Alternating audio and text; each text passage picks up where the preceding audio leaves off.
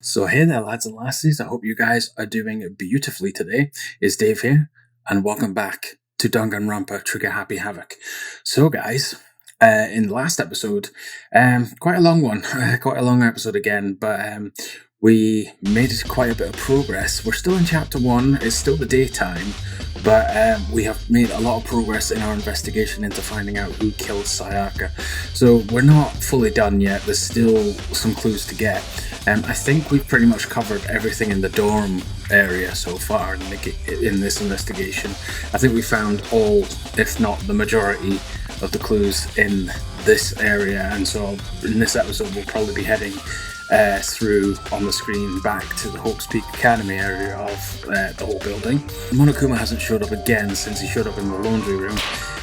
So we've come across a few of the rest of the students, but not everyone, so there's still some people we need to talk to. So, as I said, in the last episode, we started an investigation. We uncovered a lot of clues. I could mention a fair few of them, but I'm not gonna because it would take way too long. But I'll show you on the screen basically what we've got. So we've got the struggle, the sword. We've got clear evidence that we switched rooms. Obviously we know that, but we have an alibi.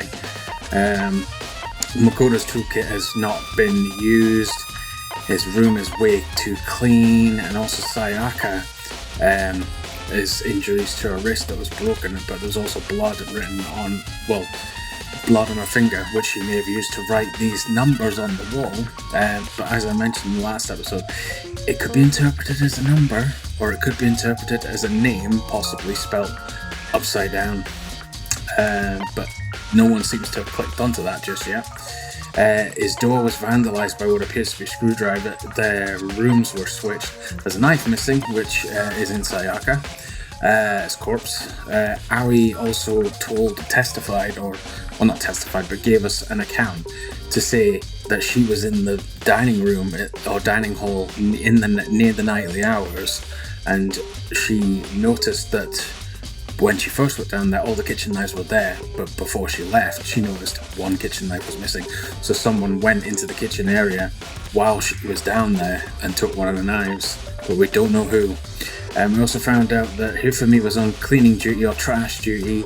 Got the key off of him so we could investigate the incinerator, and we saw that there was a burning cuff of a white collar shirt with blood on it, and also there appears to be a shattered glass ball, crystal ball potentially. So we definitely need to question Hiro about that, because he is the clairvoyant student, so sees presents about the future. So there's the evidence so far. I think we've got more evidence to find. We've got more accounts to hear from other people, but we do have some potential suspect guys. I'm calling them out right now. I think we need to get a bit more evidence just to confirm it, but here are some of the suspicious people so far on the screen, as you can see, but our prime suspect is this person so far. If we're just going by the evidence, it's this person. That they're the most likely to have killed Sayaka just based on the evidence, but innocent until proven guilty, as they say, and even though the evidence points to one person, they could have been framed, just like Makoto. It looks like Makoto would have been a fault because she was murdered in his room and stuff like that. Anyway guys, so we're gonna move on to the Hawke's Peak Academy area, but first I've noticed that the prime suspect is right here, so I'm just gonna see if I can get anything else. Seems like right. Just can't stop thinking about it. Could it be the nameplate? Okay, so Leon is not saying anything else. So again, it's highly suspicious, but we need more evidence before we can make our conclusions, and hopefully we can gather all, if not most of the evidence before the trial begins. Monokuma did say the trial should begin a few hours after the murder, but all we know is daytime and nighttime hours. It doesn't tell us the time. The black blood belongs to us now. See, right now, here's one of my other characters that I have suspicions about. Toko has always been a bit suspicious in terms of her behavior. She can be nervous and feel inferior about herself, but she can also be toxic as hell. So, what do you got to say? To kill someone just to save your own life? And I've been living with someone like that? Yeah, she definitely suspects Makoto still, but understandable, there is some evidence. Well, not evidence, but there's certainly stuff that suggests it's Makoto since she died in his room. I think I might vomit. But is what Monokuma said really true? Did one of us really kill Sayaka? I guess you got to go with it, dude. You've got nothing else to go on. If the mastermind really was going to get involved, they would have just killed us on day one. She has a point. That's a good point. By the way, how's your investigation going? I doubt she's even trying. She's probably like, Oi doesn't want to get involved at the moment too much, or she just doesn't have the heart to try and find a killer at the moment. And Toko, I don't think she's bothering. I already told you I don't do blood, so I don't plan on doing any investigating. But besides, I already know who did it. After all, where was Sayaka killed? In your room, right? What more proof do we need? We already know the truth. She really doesn't trust me at all. Nope, she does not. I think we're done in here. We at least got a word with Toko, but she didn't really tell us much. Now, normally I always go and check Monokuma's office whenever we come down these corridors, but this time I'm not going to because I fear it might trigger the trial, and I want to get as much evidence as we can before we continue. Right, the AV room, we definitely have to watch Sayaka's DVD. I know we have to do that. But there's a couple of things I want to do first. Obviously, I want to talk to everyone and find as many clues as possible. But I'm going to check the store first, just in case anyone's in here. But also, I know I've got a couple of Monokuma coins. Okay, so no one else in here, right? I'll just use the machine. Yes, I'll give it a shot. Alright, let's give it a shot. Right, what are my chances of a repeat? 13.8, so still fairly good odds to get something new.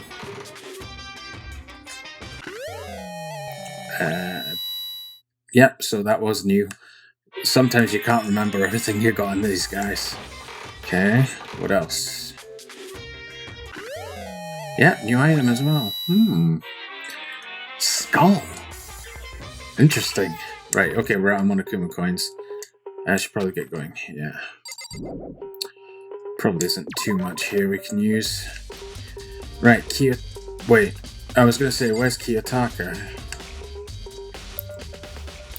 Right, I want to know. Listen to me. So, we haven't spoke to Kiyotaka yet, but we learned from Hifumi and the other students that Kiyotaka is, because he's the moral student and likes to organize things, he organizes the cleaning duty. So we learned that Hifumi was on today's cleaning duty, but we kind of need to find out who was on the previous day or night's cleaning duty, because that's the one who destroyed evidence. So I don't know if we'll find that out from Kiyotaka. Do you have a second, Makoto? I've uncovered something most unusual. Oh, do elaborate. The door to everyone's dorm has a nameplate on it to show whose room it is, right? Yes. You hear me? Well, it just so happens... Wait, no. You might be the killer yourself. I can't tell you anything. Come on. Forget everything I just said. Forget beam. Don't think it works that way, dude. There goes my voice. Sorry, just a little joke. Even I do jokes sometimes. This dude has a sense of humor. Bit dark humor, but okay. Thanks, dude, for nothing. Well, whatever. So, we definitely need to talk to Hiro. He'll probably still be in the gym. I'm just gonna check the vault door leading to the outside, just in case anyone's here. Ah, Celeste. Now, Celeste is a bit of a shady character, but she hasn't really done anything odd. She's been a bit nasty / harsh or blunt to some people, especially Junko before Junko's untimely demise. Alright, Celeste, what's going on? So, do you have any clues or anything? What kind of clues? Let's just agree we do not know who the culprit is and leave it up. She doesn't want to find out who did it. Does that mean... Well, this would suggest Celeste is not interested in the investigation, which would also mean she might not be interested in the trial. But if she doesn't do the trial, Monokuma will kill her. Whatever secrets I may have, I don't intend on revealing anything until the class trial. Keeping her cards close to her chest, so she is not going to reveal anything she's found out or knows until the trial. Shit. That puts us on the spot a little bit in case she comes up with something against Makoto. Which would be fabricated, probably, or he'd be framed. Okay then, do you have any suggestions for where I should start looking? Well... So annoying. Must you fumble around fishing blindly for clues? I suppose it wouldn't hurt to give you a little hint. Oh, the scene of the crime, naturally. But I think the trash room is also worth looking into. Well, we've been to both of them, Celeste, already, but thanks for the tip. The trash room? It is the perfect place to destroy evidence. However, there is one little problem. Which is? As for me... That place is filthy. I would rather die than set foot in there. Interesting statement. You don't strike me as one who would be that bothered about dirt, but also that is also an interesting point. So Celeste, whoever find out Celeste was meant to be on trash duty, she might neglect the duties, or she shouldn't go destroying any evidence if she was a culprit. I am trusting all of you to conduct a thorough investigation on my behalf. So she's pretty much abstaining. That's...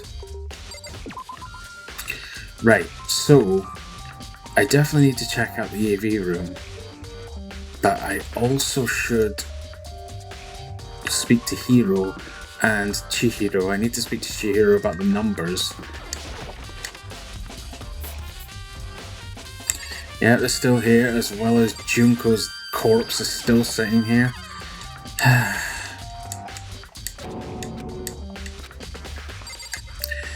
You would have thought maybe one of them might have moved Junko's corpse or something, because they all know that Monokuma killed her.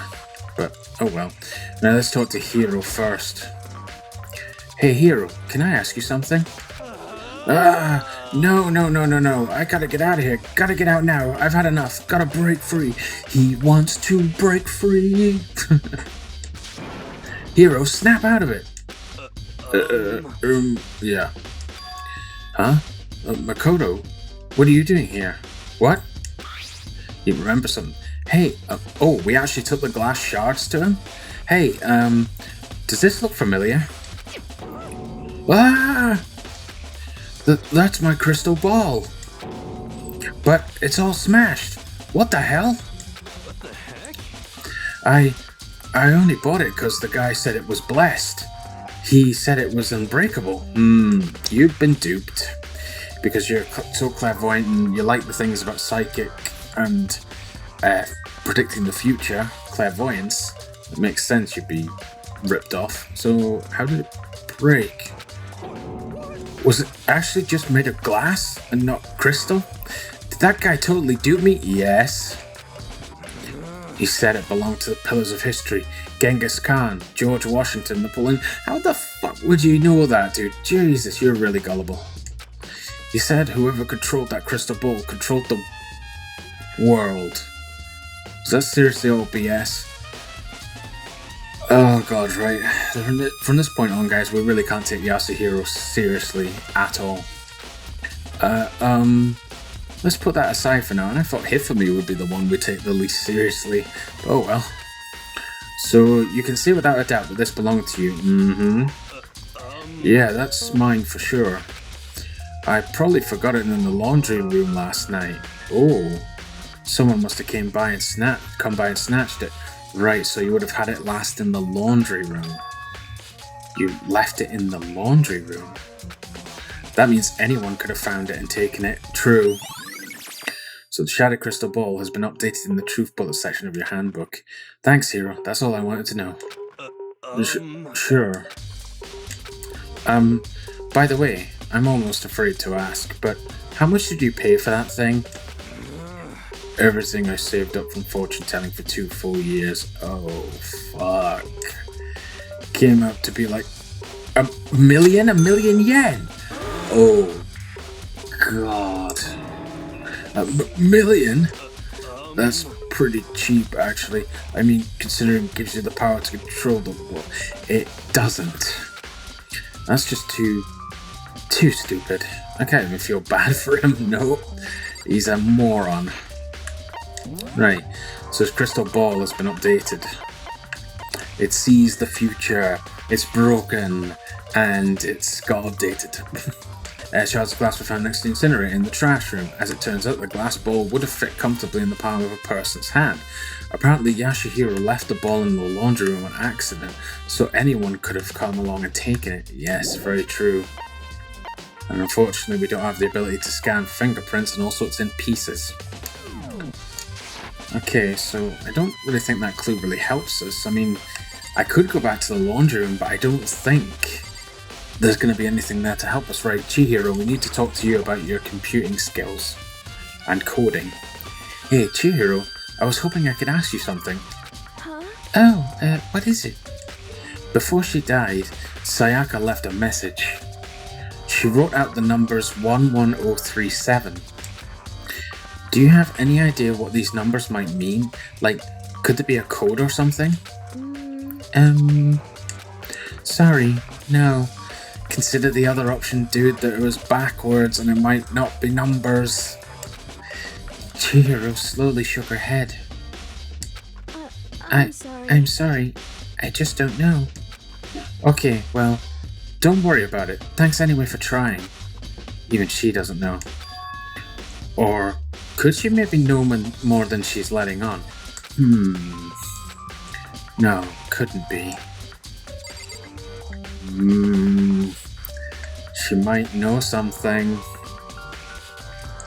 but we haven't got the evidence to say that she's lying to us. Here we go, AV room. I'm trying to think if there's anyone we haven't seen yet. I think we've seen everyone. Yeah, including Junko's corpse and obviously Sayaka's as she's part of the investigation. Right, so the box should be empty. I think everyone took the DVDs. So to access the DVD player, I believe it's this thing. I should be able to use this to see what's on the DVD. Okay, the DVD that Sayaka threw in the garbage. I sat down in front of the screen and put the DVD in the player. Oh, there goes the background music. Right, here we go, guys. Possible plot reveal and maybe a major clue in our investigation. I pushed play and the screen was dark for a few seconds. But then... Oh yeah, well she was in an idol group. I have to say she was. Yeah, so Sayaka was in an idol group. But she was afraid of one of her biggest fears was being forgotten, like losing her idol group friends and just generally being forgotten by her fans. An image slowly appeared. It looked like some kind of concert. And standing on stage, front and center, was a face I recognized all too well. Sayaka. She was there, along with the friends she said had been so important to her. She was positively glowing there in front of the crowd, so full of life. I'm guessing eventually we're going to have, just like on Makoto's DVD, we're going to have commentary from Monokuma. Seeing that image made it even harder to accept that she was dead. My vision started to blur and darken, and then that voice I'd come to despise so much began to flow out of the speakers. Sayaka Maizono, the ultimate pop sensation, lead singer for a world-famous all-girl pop band. World famous as well, not just Japan. Oh, that's cool. For these girls, the glowing spotlight only made them that much more beautiful. But then... Uh-oh. Right, brace yourselves, guys. What's going on? Suddenly, the screen went dark. And in the next moment, it's also like the green fuzzy screen that you get whenever Monokuma comes on the monitors usually. Or maybe it's the Matrix. Right, next moment. I saw something I could hardly believe. Oh shit, right?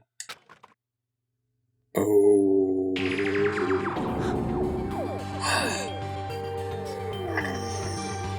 What? Excuse me, I was like, holy shit. Oh my god, whoa. Holy shit. So Makoto's DVD just showed his house had been ransacked and vandalized as someone broken in, and possibly his family have been harmed or at least kidnapped. But this one, holy shit.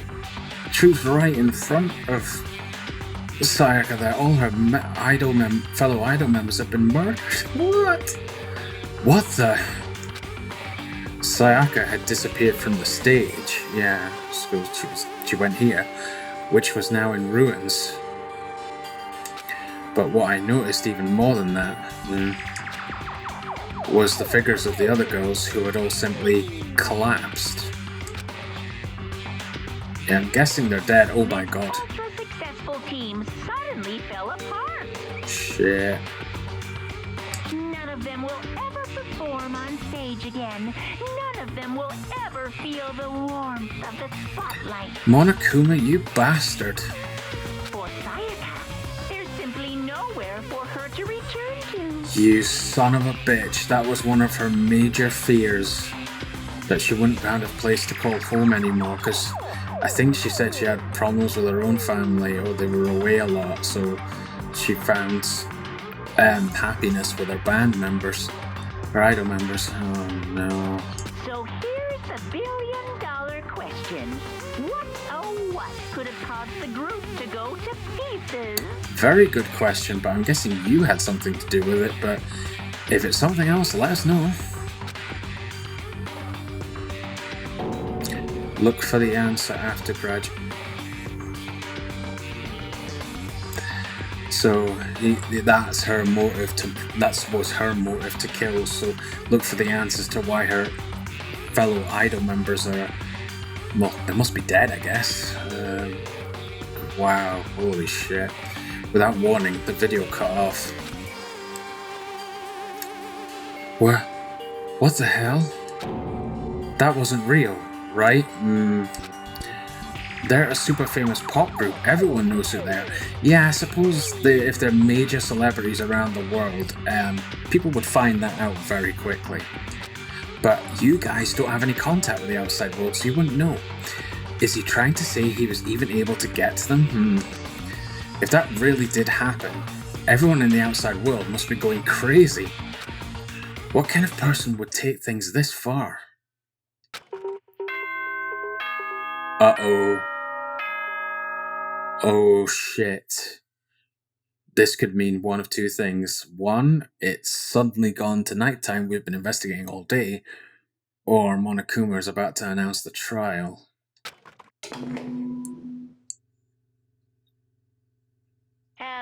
So, I'm getting tired of waiting. What say we just get started, Oh shit, okay, Monokuma's bored, right, fine, we better start the trial.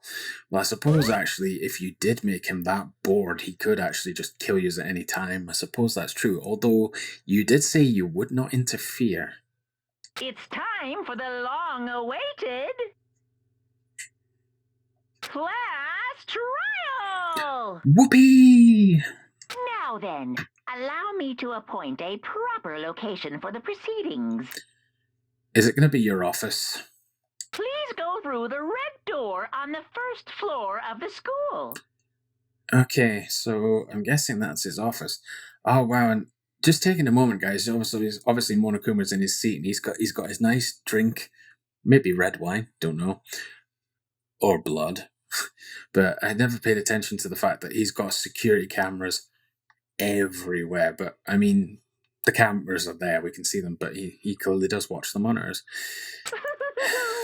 See you soon! Oh, I'm looking forward to it so much. The red door on the first floor, his office, supposedly. That's where I should go. No, where I have to go. Okay, do I have a choice? Oh, okay, right, so puts me right in front of the door. Before we go there, guys, I'm just going to see if I can go back here. Red door, I have no choice. No, okay, so we can't I was going to see if we go to the laundry room, but I did check it. There wasn't anything unusual, so I guess I've got all the clues that I can get. So, well, guys, I don't know how this works, like in terms of me being able to control what, so I'm guessing it's going to be a point of argument where we might say, no, we have proof that you're lying or something like that. But I'm sure Monokuma will give us more information as we enter. Here we go.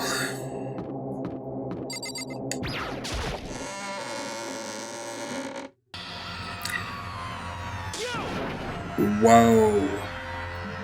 Alright, so it doesn't lead directly to his office, it's straight into an elevator, and everyone's in the elevator apart from Makoto. That probably makes us look a little suspicious. You're late, Makoto! We've all been waiting for you! I bet you were afraid you would be discovered as the murderer you are. Listen to me! Let's not jump to conclusions just yet, save that for the trial. There, we can all reveal the details of Makoto's crime. So Kiyotaka has essentially said he believes it was us. So they really are convinced I did it. But well, not everyone. I think Kyoko is being impartial. She's doing her own investigation, but again, she doesn't give much away. Sakura and Mondo, they might be on your side. Don't know. I didn't do it. Me and Sayaka both know that all too well. Yeah, well, unfortunately she did, bro. But then, who is the killer? It's certainly one of you in the room, according to Monokuma. The one who murdered Sayaka. Is it really one of us? Well, yeah. I guess it is. Here we go. Is everyone here? Okay then. Okay. Please board the elevator in front of you, which will transport you to the courtroom. Okay. He's even got a courtroom with us, guys. Have we got a jury? I'm assuming you're a judge, Monokuma, but do we have a jury? Do I have an attorney? Where all your Or lawyer? will be decided. Yes, it's the fates of all of us. Get it wrong, we're all dead. Get it right, only the blackened dies. I'll meet you all down there. I'll be waiting. Okay, please be patient. Oh, this is weird. Right. So, there's the camera and the monitor, and I can obviously press the door to proceed down the elevator, but seriously, I can talk to everyone before this? Maybe they won't tell me anything though. Relax, I haven't decided 100% that you're the culprit just yet. Maybe, but you're obviously leaning that way. Kyoko? Let's get started. There's no point in standing around here. Settle your resolve and step into the future. Yeah, they're not gonna tell me much, are they? Damn, we really gotta go through with this class trial thing, huh? You know? If you want to confess, I guess now's the time to do it. I'm telling you, I didn't do it. Why? So, whoever stuck us here even took the time to set up a goddamn courtroom, huh? Chihiro? I'm sorry. Sorry. In the end, I wasn't able to do any looking around or anything. Is this really how Sayaka would want us to find out we killed her? I'm still suspecting Chihiro is hiding something. I mean, I can't help but wonder what whoever killed Sayaka is feeling right now. Wait? Oh, what whoever killed Sayaka is feeling right now. Okay. Well, did you find anything that might actually prove your innocence? Technically, yes. Well then, the time has finally come. Are you ready? Are you ready? Yeah, for me, so school basement has become the darkened stage. He knows it's in the basement. We're all here to bear witness to Mr. Negai's final curtain call, so he blames me as well. And I definitely know you blame me. Being so insistent, even though you obviously killed her, very impressive. Whereas, well, I did my job, man. I'm counting on the rest of you from here on out. Suspicious as hell, in my opinion. Okay, guys, here we go. Guess I have no choice but to get on this elevator.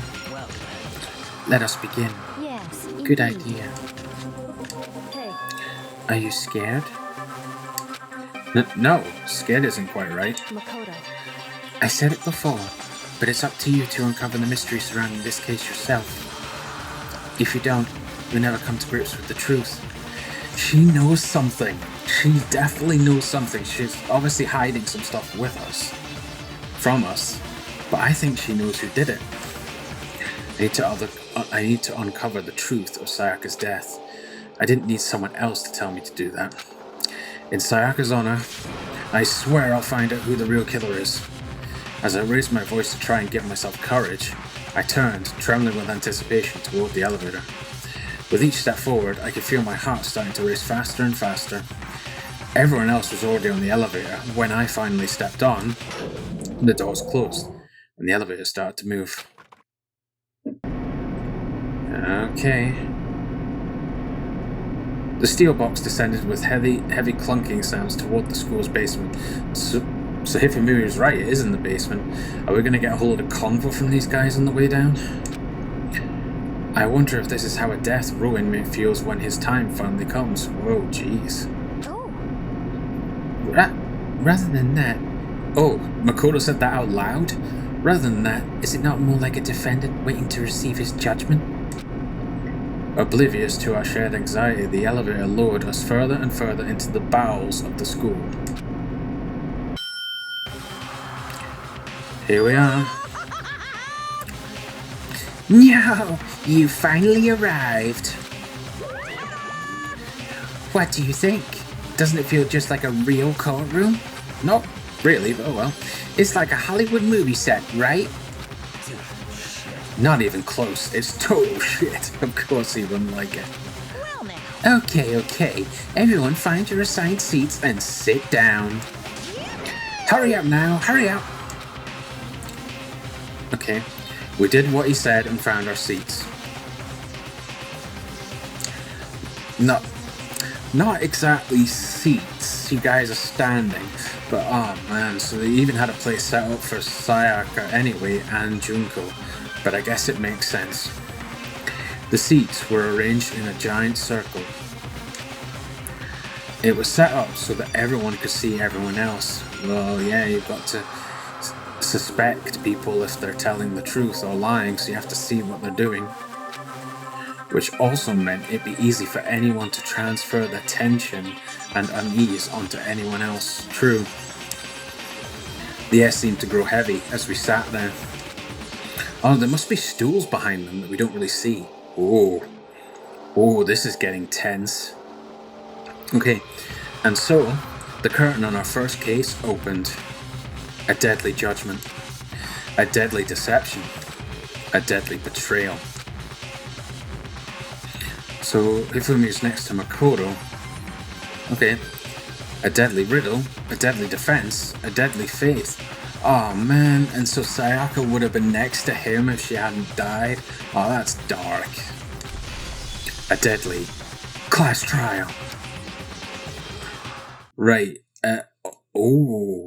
So that's a save right before the trial. Pre-trial prep. Yes, please.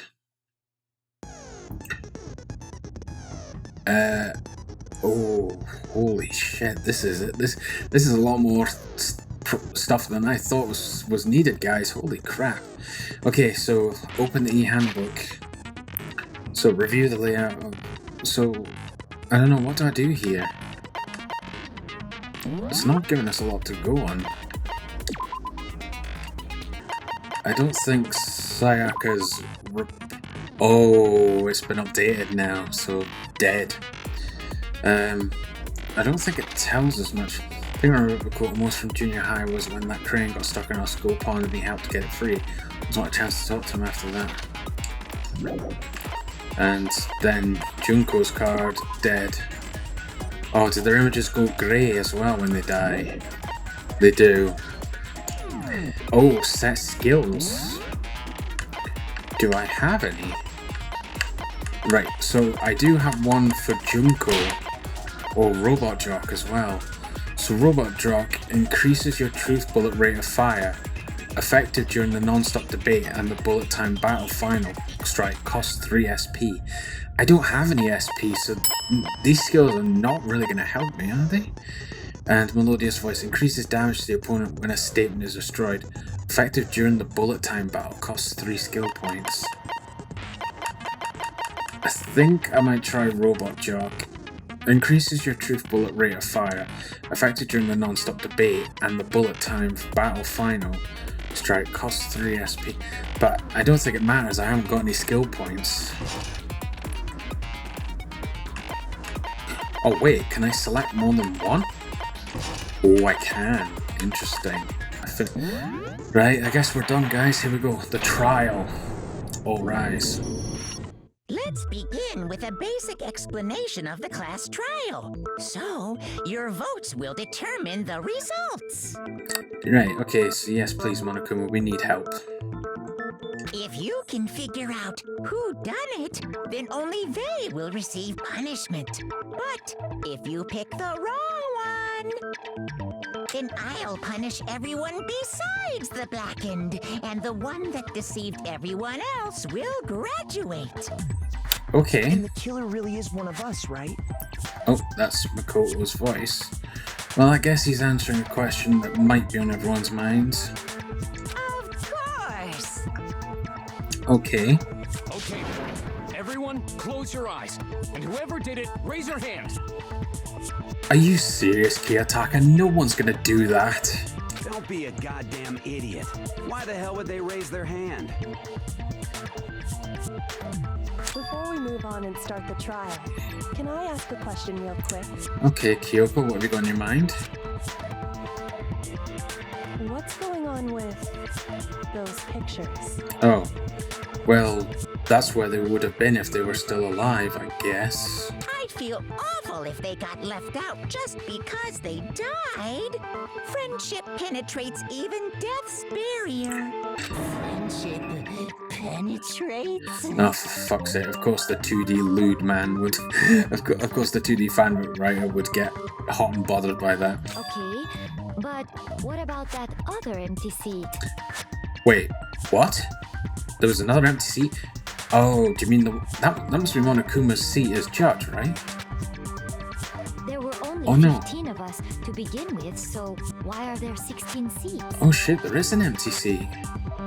Oh, no reason. It's just that our little courtroom here can technically fit up to 16 people. Oh, that's interesting. I think you're not telling us something, Monokuma, but okay. Okay, that about does it for the preamble. Get ready to get started. Okay, you better give me a rundown of the controls of what we do as well, though. First up is the case summary. Now, let the class trial begin. Okay. It's about to begin. The debate to decide who we think the killer is. Anything I found, anything I noticed, I have to be ready to speak up about everything. Well, okay, Makoto, I will do my best to do that for you. Right, because this isn't just about me, everyone's lives are on the line. Yes, if we fuck up, everyone dies. Your first non-stop debate is about to begin. Would you like to hear more? Abso-frickin-lutely. So, as things progress during each class trial, you will engage in a number of non-stop debates. Okay, it's the non-stop that concerns me. During these discussions, characters will speak one after another without pause. Okay, so we have to press buttons to interrupt them if we think it's a falsehood, I guess? It's up to you to unearth any lies or contradictions buried within their statements. Ooh, shit, so we have to examine their statements very closely. Okay. What this means is that you'll have to use your truth bullets to refute what they say. Right, okay, so the clues is a truth bullet, okay.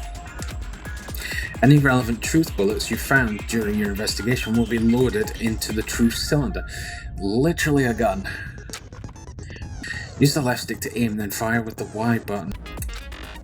Okay.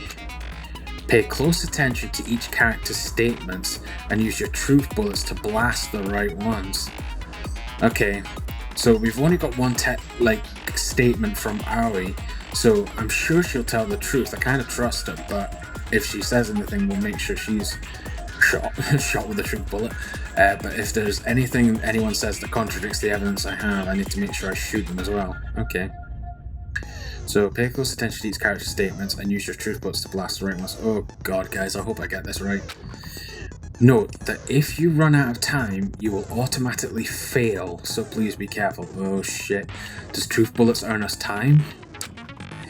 If you press the start button during these arguments, you can review the controls. Okay. Well then, good luck and have fun. Oh yeah, sure.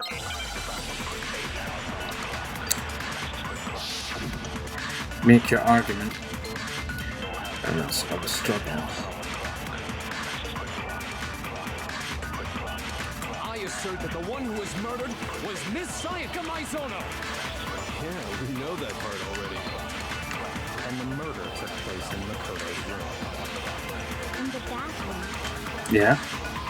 So it seems most likely that the killer must have taken her by surprise while she was in the bathroom.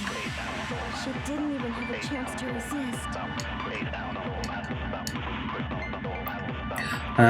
Something's off about what was just said. Yeah, I pressed the triangle button on Chihiro when she said that. Because if Sayaka hadn't resisted at all, there's no explanation for what happened to my room. For this first debate, we'd like to take a quick sidebar. If you're unable to spot and refute someone's lies or contradictions, the argument will repeat. Within a group of statements, some words appear in a different colour. Did you happen to notice? Yeah, those are Chihiro's words, I think. A group of statements, some words appear in a different colour. Did you happen to notice?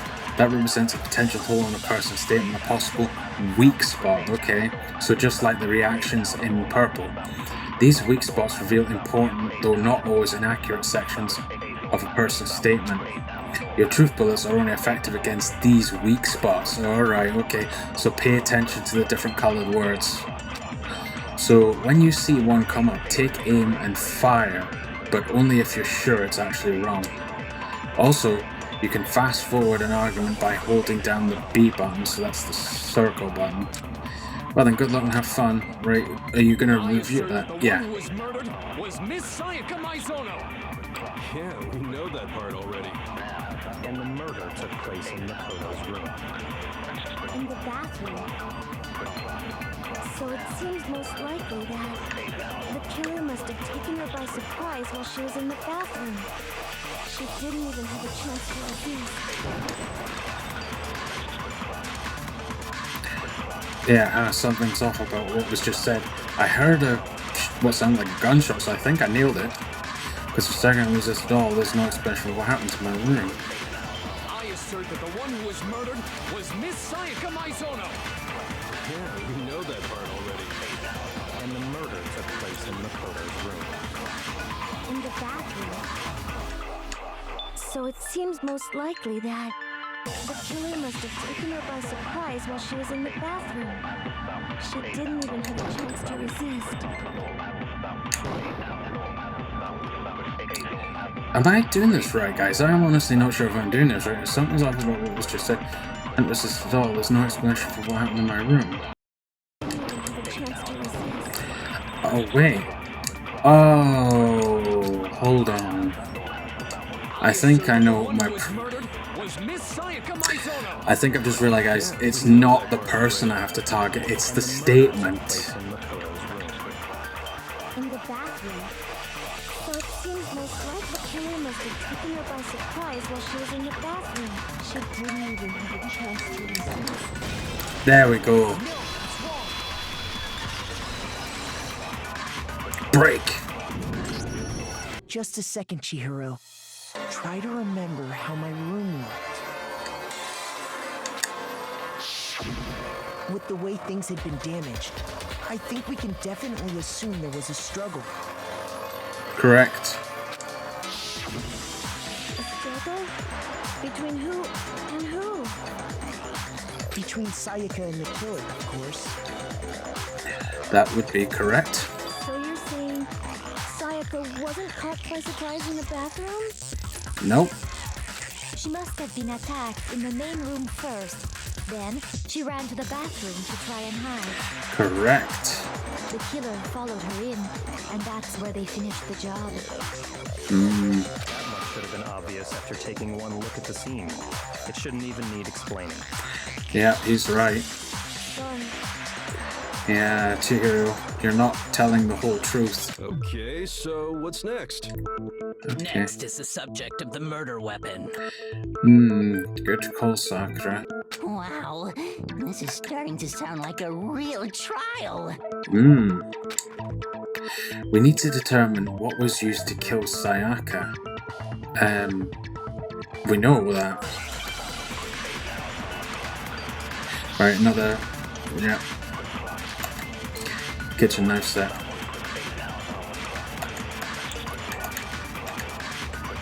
So what was used to kill her? There was some kind of sharp object thrust into her stomach. Without a doubt, that is the murder weapon. So the killer used some random knife they had on him. No, that's wrong. Break. No. I do think it was a knife, but not just any knife. I'm almost positive it was a kitchen knife.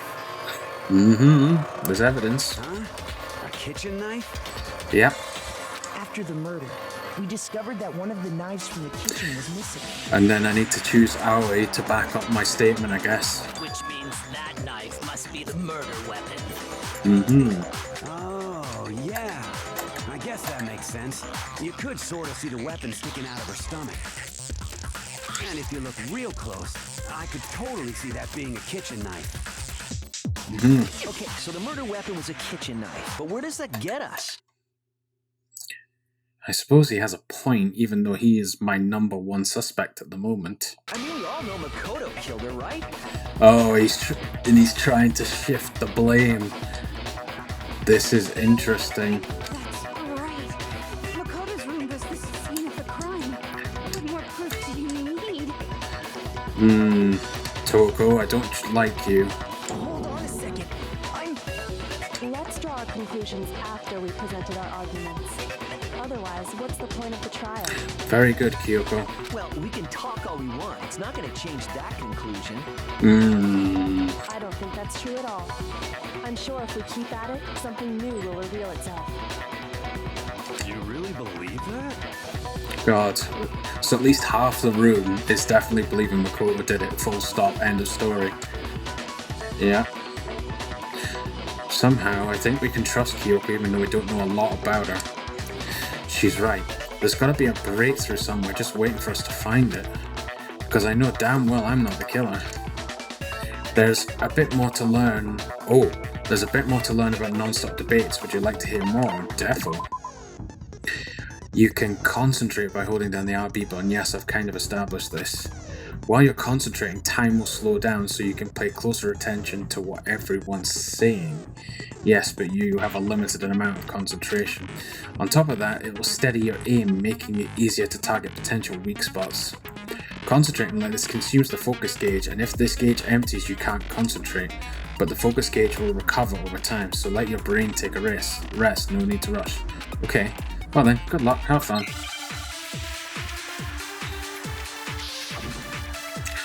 So, what's our next bullet? Ari's account. Well, I need to shoot Ari then, don't I? This sounds weird. So I guess there's no question that the kitchen knife was the murder weapon. But where does that get us? Makoto must have taken it from the kitchen, right? He did it in secret. No, it's wrong. Need to speak to Ari. Okay, wait. Hold on. I didn't take the knife from the kitchen. And then Ari can back us up with that. Next, you're gonna say you're not the killer, right? Go ahead and say it all you want. Well, what if I have a witness? Yeah. What do you think, Hina? Oh my god, she's forgetting? Seriously? Remember what you were telling me earlier?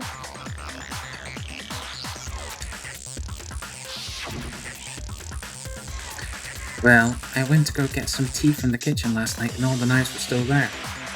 But when I finished my tea and went back into the kitchen to wash my glass, one of the knives was gone. So you're saying the knife disappeared while you were drinking your tea in the dining hall? Yeah. Just to be perfectly clear, the knife disappeared while you were in the dining hall, correct? Yeah, that's right. Mm-hmm. And at any point while you were there, did you ever see me come into the dining hall? Mm-hmm. No, I don't think so. Good. You don't think so? Yeah, I had a feeling someone would suspect. Well, not suspect, but question her saying she's not sure. No, he definitely wasn't there. Okay. The knife disappeared while Hina was in the dining hall, but I wasn't there the entire time. In other words, there's no way I could have taken the knife. Okay, then what about this? Uh-oh. What if the idiot swimmer girl and Makoto are in on it together and lying to protect each other?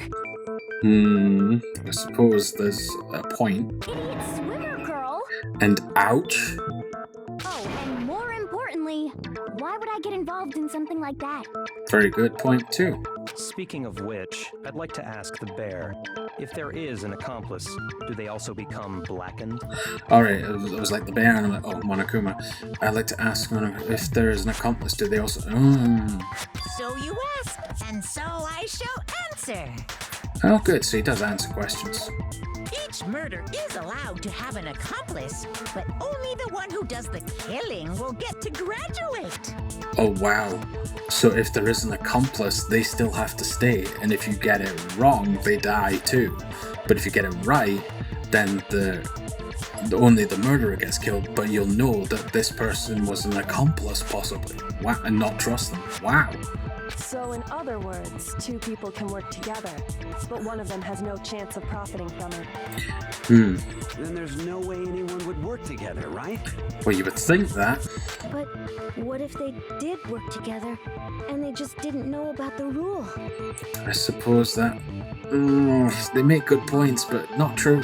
Good grief! Enough already! No, okay? There are no accomplices in this case! Why, thank you, Monokuma, for giving us that piece of evidence, but obviously he's getting fed up, he's bored, or he wants to be entertained. Oops. Did I say that out loud? Yes, you did. Anyway, I didn't go to the dining hall, and I didn't take the knife. So I'm not the killer. Okay, so then, who did take the knife? That's the question. Hina seems the obvious candidate.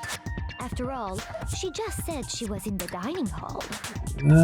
Good point, Celeste. No, no way! I swear it wasn't me! Sure, but can you or anyone else prove that? Oh, this is where we might find out something. Oh, Sakura. That's right! Sakura was with me the entire time I was drinking my tea. I hate to have to ask, but just to be sure, Sakura's... Wait, Leon? Oh my god, seriously, dude? Right.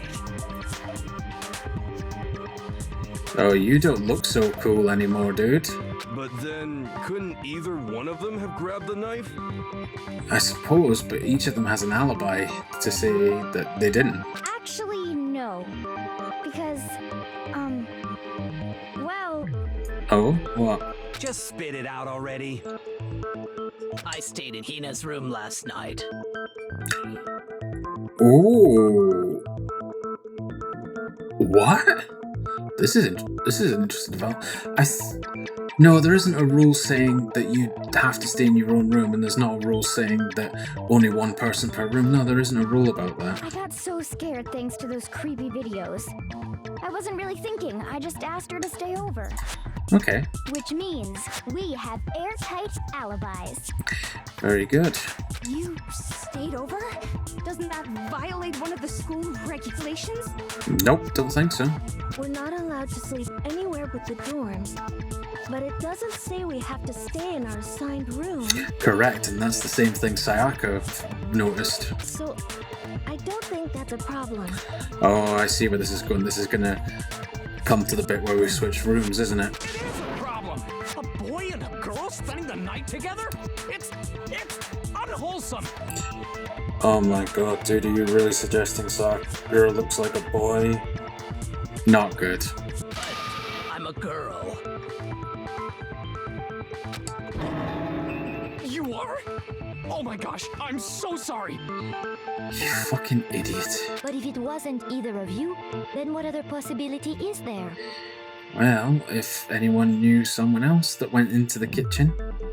Actually, there is one other possibility. Right, Hina? Oh, here we go. Oh, yeah, that's true. One other person did come to the dining hall while we were there. Okay, please say who I think you're gonna say. Why didn't you say so in the first place? Yeah, Byakuya, don't annoy Byakuya. He's very impatient. He's a bit of a dick, but he likes to get to the point. Well, because they're not here anymore.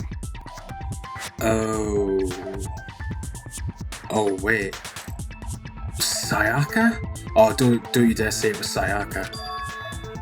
Someone who's not here. Are you talking about... So that means Sayaka took the knife? Sayaka. She's the one who came to the dining hall. And then later, she wound up dead. Whoa.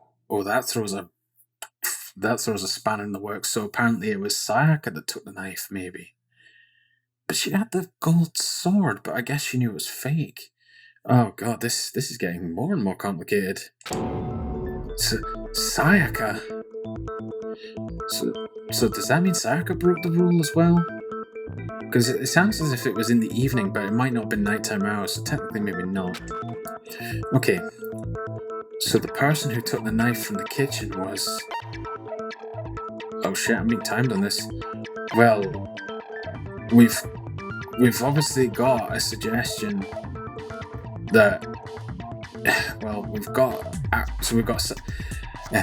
I'm trying to say this. So Aoi, Hina, and Sakura have alibis saying that neither of them took the knife.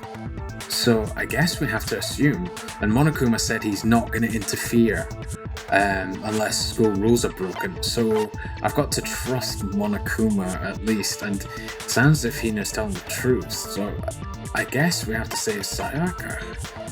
I could be wrong.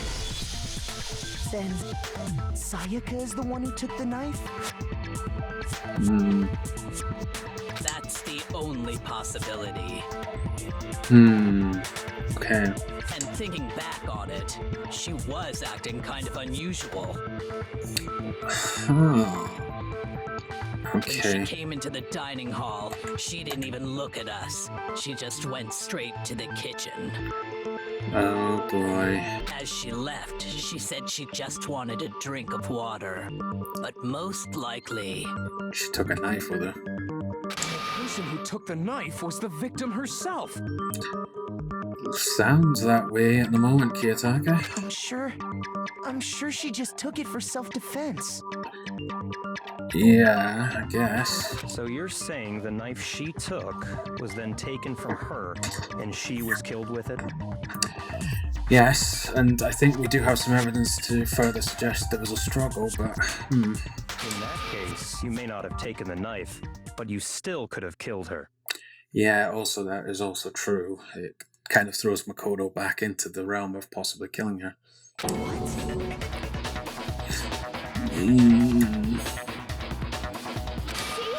did do it after all.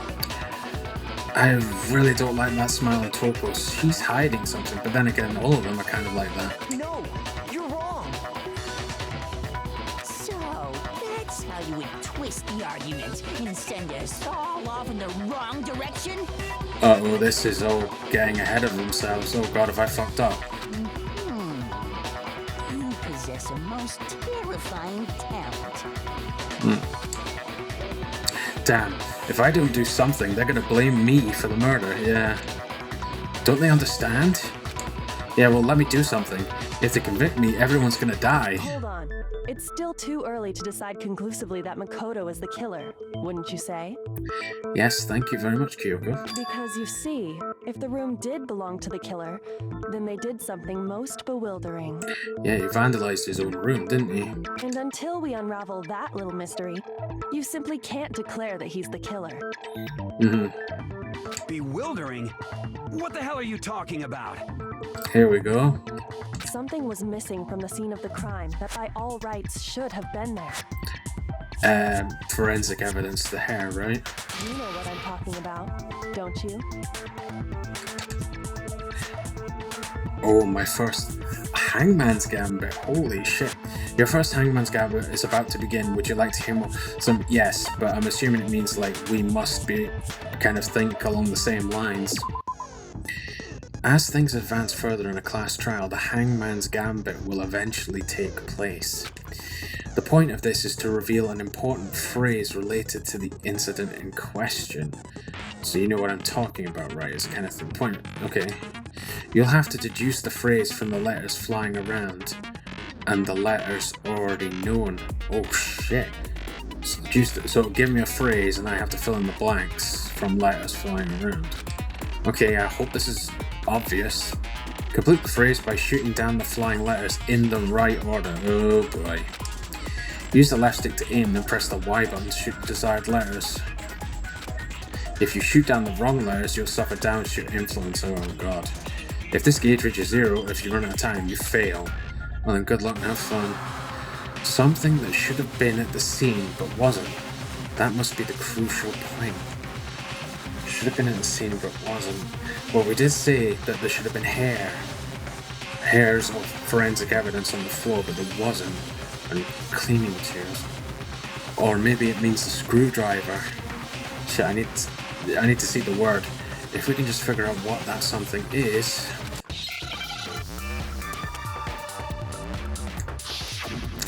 Man's Gambit. Tear.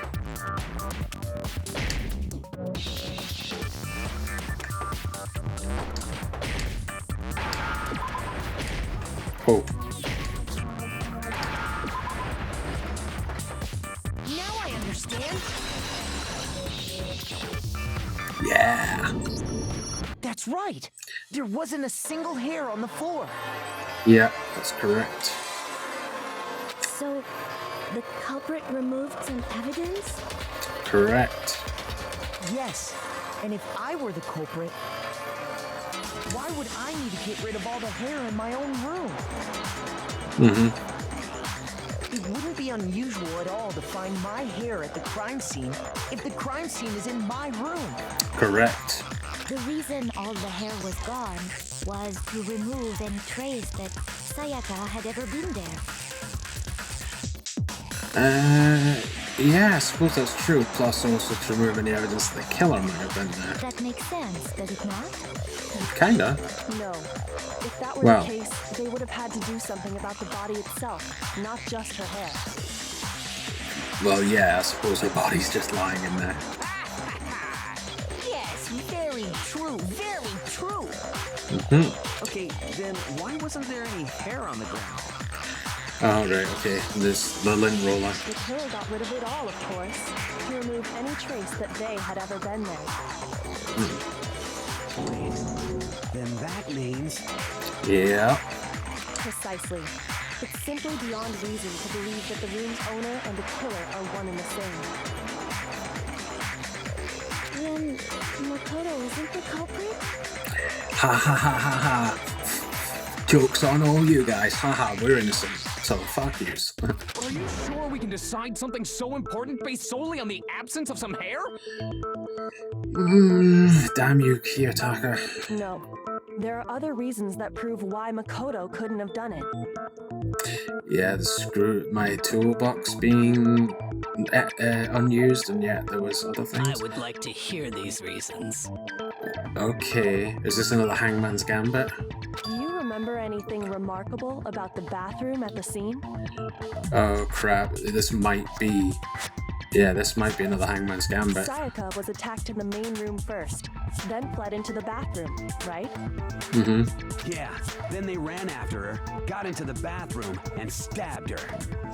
Mm-hmm. And how did the killer get into the bathroom? Did they have any trouble with it? Yeah. What do you mean? It's fairly certain that the killer had some trouble getting into the bathroom. Yeah, that's true. There was clear evidence left behind. Do you remember, Makoto? Mm-hmm. The killer struggled getting into the bathroom, and the evidence that proves it is the object the killer broke. Yeah, so it'd be his door.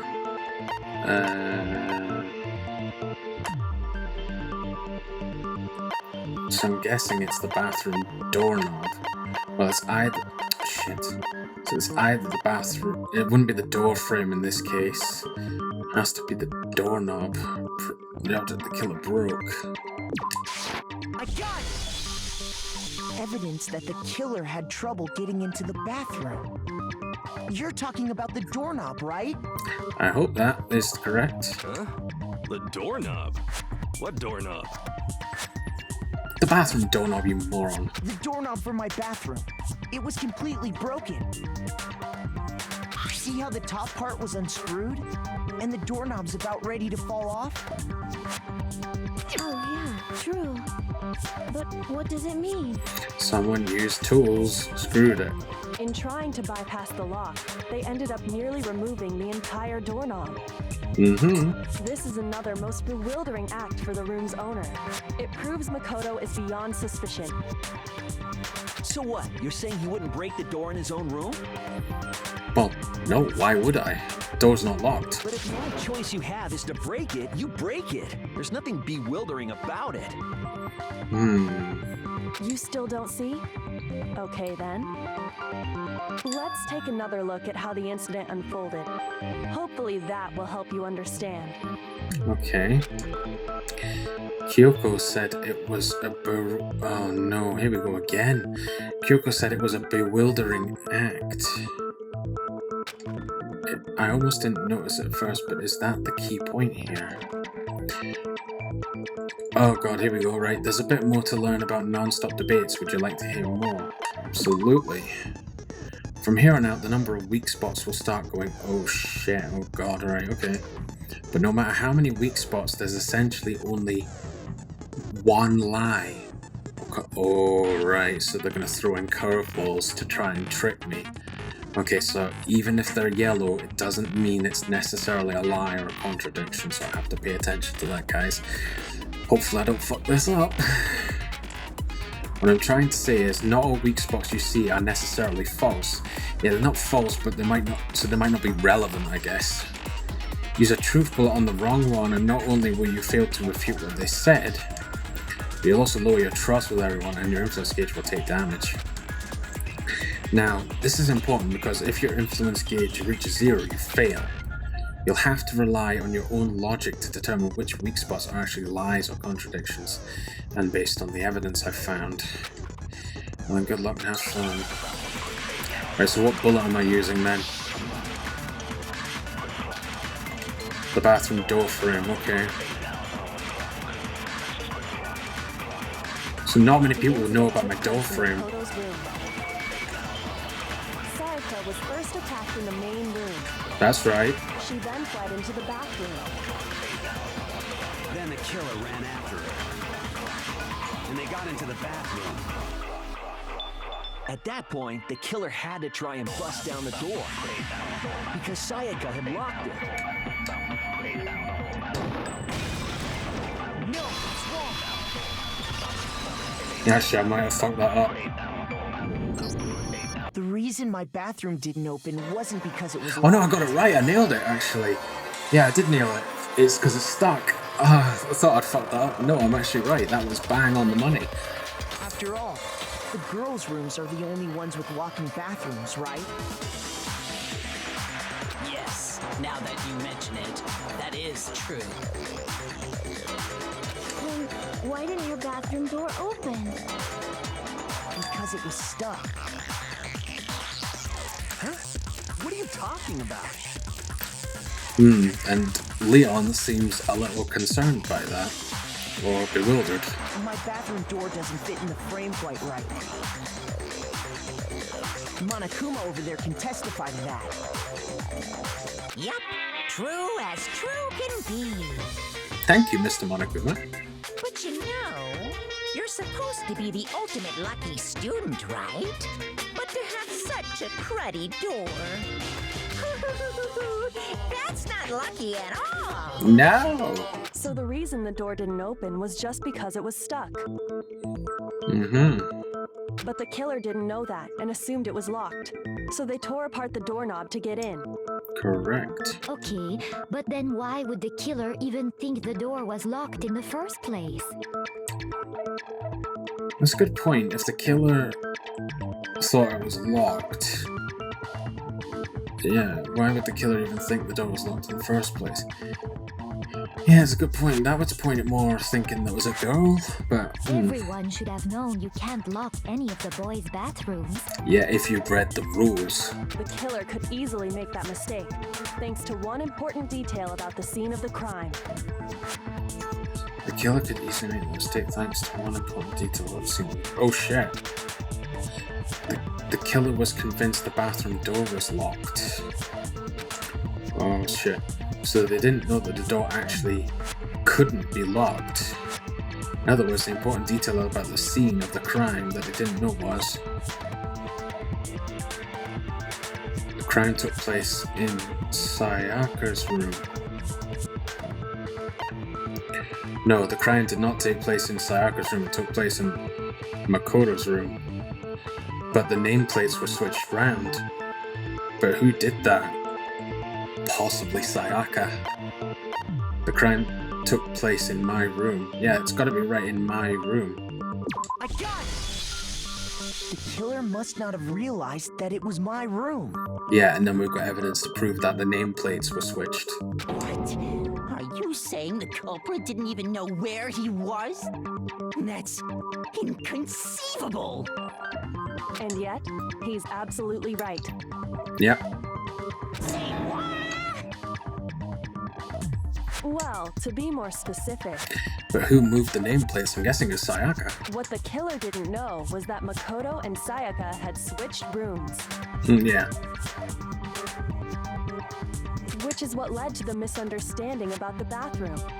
If Sayaka had been in her own room, then there would have been a lock on the door, and they would have had to break through. Yep. So they had no idea how unnecessary their actions were. ultimately, we can't know if it came open by force or simply by accident. But the killer must have been considerably confused, with no idea how they actually got the door opened. Regardless, it was a pointless act. Wasting time trying to break down a door that wasn't locked is... Yeah, but they didn't know that, Byakuya. Definitely something I wouldn't do, since I would have known exactly why it wasn't opening, right? Yeah, you guys cannot blame Makoto now. There's pretty much decent evidence to say he didn't do it. That is a definite possibility. Yeah, and you don't like that. So the killer would have to be someone who didn't know they'd switched rooms? Correct. Which is pretty much all of you. The only ones who knew were, at the time, were Sayaka and Makoto. No one else should have known at the point of the murder. Then Makoto couldn't have done it. Haha, you're a bit taken aback by that, Toko. That's what I've been trying to tell you. Okay, then who did do it? I'm sorry, but I give up. Quit without saving. No, Hifumi, you can't do that. Monokuma will have something to say about that. But what happens if we can't decide on who we think did it? Well, Monokuma will get impatient and kill you all, probably. Well, why don't we just vote right now? Majority rules. That's not going to help. You've got no one to point it to. Majority rules? Do you really think that's a good idea? Yeah, plus everyone's concerned that they'll get chosen, I guess. Yeah, our necks are on the line here. Someone seriously needs to do something. For serious. Does no one have any other thoughts or questions? It does not matter how trivial they may seem. Am I going to present some evidence or Kyoko? Oh, as a matter of fact, I do have one question. Alright, go for it. Oh, you... You don't gotta sound so disappointed. It's fine. Just ask your question. Yeah? Oh yeah. Okay, so, You're going to direct it to everyone? well, I was just wondering, how did the culprit get into Makoto's room in the first place? Ooh. That's a very good point. That would suggest Sayaka didn't lock the door. Yeah, but Makoto... So Sayaka had Makoto's key, and we had Sayaka's key. Yes. How did the killer get inside? Do we have evidence? Maybe Sayaka just dropped the key somewhere and the culprit picked it up. That's possible, right?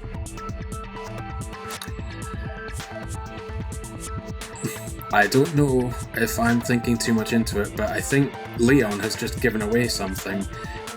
He shouldn't know that Sayaka had the key to Makoto's room, as far as I know. I don't think so. That seems way too convenient. Oh, maybe I'm thinking too much into it. I just suspect it's Leon. Then, maybe someone picked the lock? Possibly, but I think the locks are designed not to be picked. Negative! If you remember, Monokuma made it quite clear that the locks are all unpickable. Correct. Fine. How about this? The killer got in the easy way. Okay, here for me, elaborate. They could have knocked and said they wanted to talk or something, and Ms. Maizono just let him in. Well, we can refute that because we said to her, don't open the door. No, that can't be it either. Oh, trying to argue against me? Sounds like someone doesn't know his place. We're part of the Class 2 dude, and we've kind of proven that Makoto didn't do it. Sounds like someone doesn't know his place, eh? Well, for me, I could say the same for you. You're not really doing much in this trial anyway, ha. Hello? Why exactly can't that be it? Okay, I may need to review what you're saying, because she asked me to do something in particular, because of how frightened she was. What was it? Sayaka? That's the answer right there. There's no way Sayaka will let someone in because...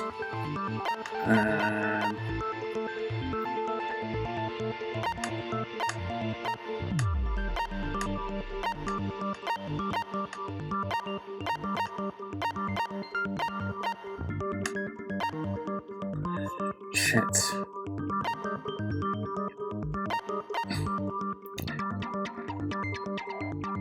Is it the promise that they made? Because switching rooms? Can I just select this select? Night of the murder, Makoto and Sayaka traded rooms from rookies. When the victim was discovered, Makoto's room key was also found in Makoto's room. Sayaka originally asked Makoto to switch with her when someone attempted to force their way into her room, and she became frightened. I think that's the right one. Sayaka let someone in because someone else had tried to get into her room already.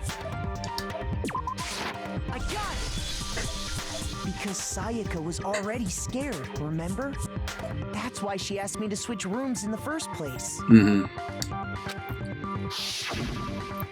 The same goes for you, it's me.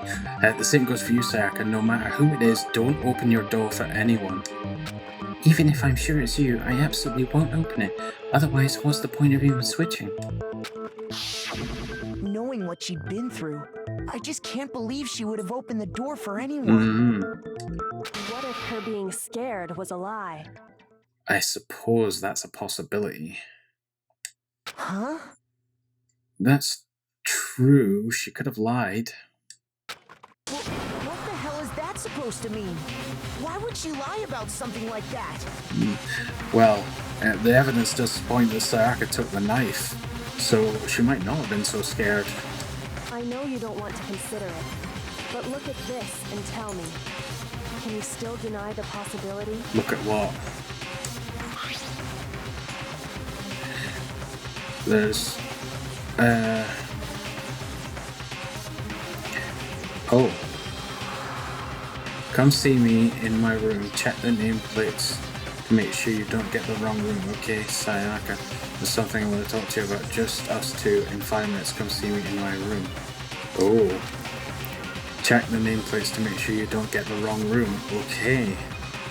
Oh, shit. I found a notepad during my search, and I shaded in the top sheet with a pencil. Uh-oh. This might put Nicole in trouble. And these are the words that appear. Or Sayaka has made a deal or conversation or something with someone else. Oh man, I've totally seen people do that on detective shows. Yeah, this also confirms my suspicions that Kyoko has some kind of detective investigative background. When you write, it can leave an imprint. Sketch over the next sheet of paper, and you can see the words. When I saw that, I was like, holy crap!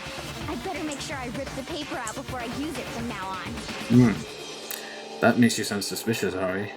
It's a pretty old-fashioned technique, but even the classics can be surprisingly useful sometimes. Oh, and I should also mention, I found the notepad on the desk in Makoto's room. Oh, so Sayaka wrote that note while she was in Makoto's room, and Makoto was in Sayaka's room then. So she made an arrangement to meet up with someone in Makoto's room. And we were talking about an accomplice, so did Sayaka make a deal with someone, but it backfired? Which means only someone who had been in Makoto's room before the incident could have written it. Yes. Someone had been in Makoto's room before the incident could have written it, which would be Sayaka. Then either it was Makoto who lived there, or Sayaka who switched rooms for a single night. So, Makoto, did you write this? Well, no. No, I didn't. But If I remember correctly, someone else has been in your room apart from Sayaka before the incident. Of course you didn't, because the note also bears a perfectly legible signature. Sayaka's signature. Then that note, Sayaka wrote it? That would be the most obvious, logical conclusion. but why? Why would she write that? Because she'd made an arrangement to meet someone else. The note was likely her way of getting in touch with a certain someone. She must have slid it under their door to let them know she wanted to meet with them in secret. But then where did you find the note? If it went anywhere. If you got an invitation like that from the ultimate pop sensation, what young man could resist? Hifumi might have narrowed down a list of suspects since you said young man. Of course, I'm only into 2D, so it wouldn't have any effect on me. Okay, trying to eliminate yourself. I see what you're doing. But can we be sure anyone even got this note? Good point. And honestly, even if they did, I do not think they are at all involved in what happened. Celeste? Do you know something? Huh? What makes you say that? Very good question, Chihiro. Would you like to hear what I have to say? Oh yeah, I do actually, because you're I knew it. She is hiding something. Very well then. Pay attention. Okay, what have you got? Oh shit. Right, I have to pay attention. So what's my bullet? The dorm nameplates, okay.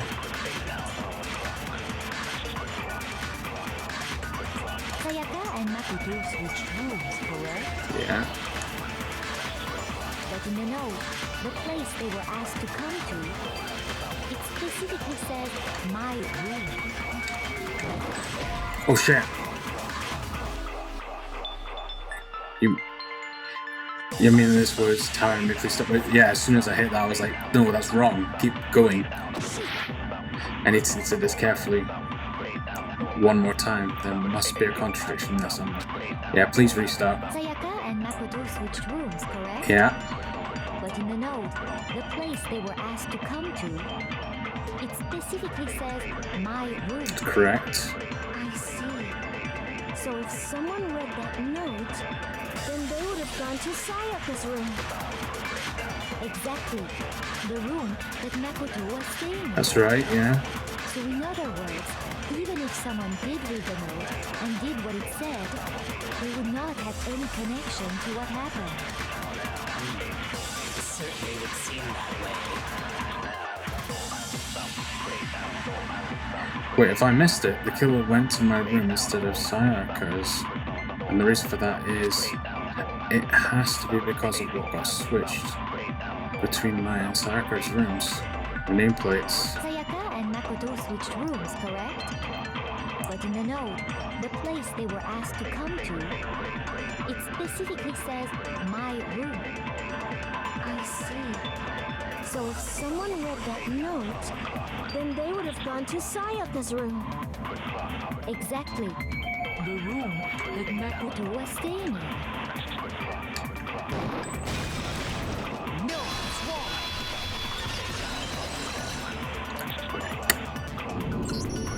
The nameplates on Mai and Sayaka's rooms got switched. Yes, they would have gone to the wrong room. To Sayaka's room would have been on the door, but it was actually Makoto's room. They got switched? That's right. The nameplates got switched, just like the rooms themselves. So who did that? I wonder. It might have been Sayaka. As a result, the nameplate on Sayaka's room actually had Makoto's name. Yeah, that's right. And the nameplate on Makoto's room had Sayaka's. So what you're saying is, the room Sayaka was staying in was actually marked as her room. Correct. Then, if someone did do what the note said, they would end up at Makoto's room where Sayaka was. Yep. Plus, their rooms are right next to each other, so switching the nameplates would be no problem. And the one who switched the names was... Well, of course it wasn't you, right, Makoto? Yeah, it was Sayaka. Right? Okay, then who did it? Well, it must have been Sayaka. It sounds as if Sayaka wanted to meet with someone, so in order to make sure it was her room, she switched her own nameplates, unless someone knew about the switch, but no one else should know, I don't think, unless I'm not remembering something. There's only one person who could have switched the nameplates. The only other person who knew we had switched rooms. Sayaka. Has to be. I got it! Me and Sayaka were the only ones who ever knew about us switching rooms. That's correct. So the only other person besides me who would even know to switch the nameplates is Sayaka. You can also infer as much from her note. Yeah. So she definitely wanted to meet someone and pose as if it was her room. Something I want to talk to you about, just us two, in 5 minutes. Come see me in my room. Check the nameplates to make sure you don't get the wrong room, okay? She specifically tells the reader to check the nameplate. She would only have written that if she knew the nameplates had been switched. Yep, so Sayaka definitely arranged for the person that killed her to be in the room, by the looks of things. Which is throwing another spanner in the works. But why would she switch them in the first place?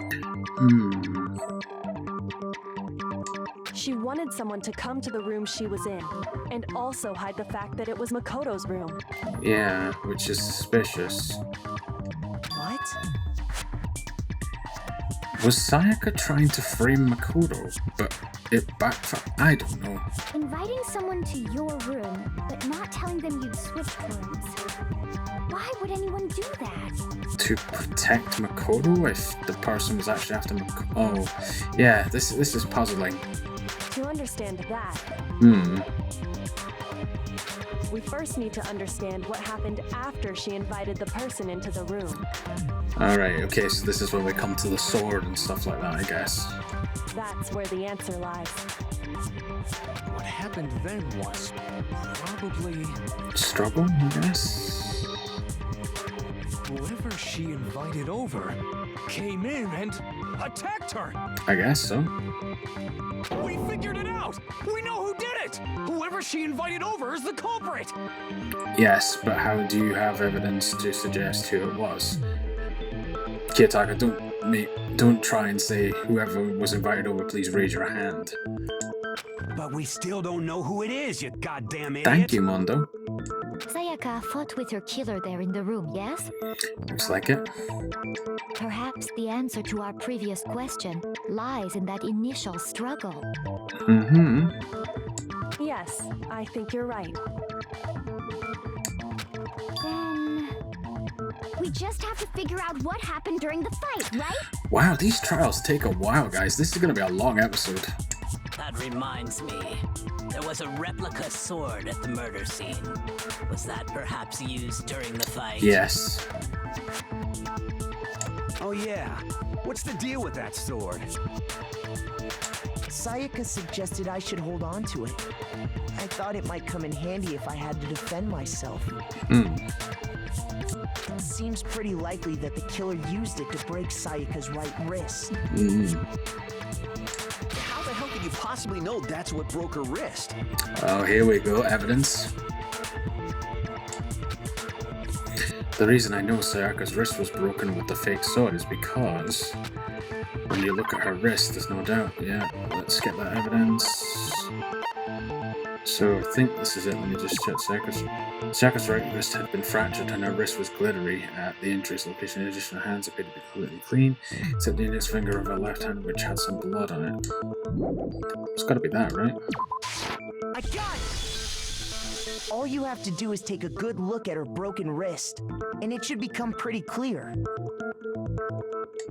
Right there where her wrist is all swollen, there's something glittery there. See? So the Monokuma files must show all these things. Is that gold? Correct. It sure is. Specifically, the gold coating from the replica sword. You barely have to touch that stuff, and it'll stick right to you. And there's some on her wrist because... I got it! Because she got hit with the sword, right there on her wrist! Yeah, that would make sense. I see. And so the truth draws ever closer. Kind of. Alright, then it's about time to solve this mystery. Oh, right. What happened in my room and what led to Sayaka's death, that's what we need to make clear. Oh no, here we go again. There's a bit more to learn about non-stop debates. Would you like to hear more? Yes. Are you getting used to these non-stop debates? Kind of. Starting with the next debate, I'll start loading multiple truth bullets into your truth cylinder. Fuck. I was afraid something like this would happen. So I need to choose the right bullet and the right statement. Oh, this is gonna get complicated. Expect me to possibly fuck this up a couple of times. But just like with the weak spots, only one of those bullets can actually refute the proper statement. In other words, from here on out, you'll have to combine the right truth bullets with the right weak spots to refute each statement. Yeah. If you're caught with the wrong combination, you'll take damage to your influence gauge, and if it reaches 0, you're dead. You can press the LB button to rotate the cylinder and choose which bullet to fire. So, it's showing me that it'll replay the conversation, so I don't have to rush this. Let's press and release the LB button to cycle through each bullet. Or you can hold down the LB button, then use the left stick to select a specific bullet. By the way, if the logic difficulty is set to kind, it is, fewer bullets will be loaded into the cylinder. Oh, okay. For our purposes, this time the logic difficulty will be set to... Oh, you bastards! Well then, good luck and have fun.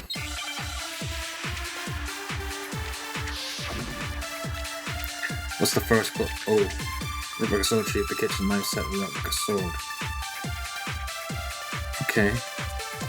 When the fighting broke out, the culprit grabbed the sword, and that's when the first blow was dealt. A sword-based sneak attack. And that's what broke Miss Mizono's wrist. So she tried to fight back. She grabbed the kitchen knife she had hidden away. But then the culprit took that from her too. And they killed her with it. And that's exactly what happened. If the person with the sword really did attack first, so there's no explanation for how a certain part of the sword got damaged. Yeah, the sheath. When the fighting broke out, the culprit grabbed the sword, and that's when the first blow was dealt. A sword-based sneak attack. No, it's wrong.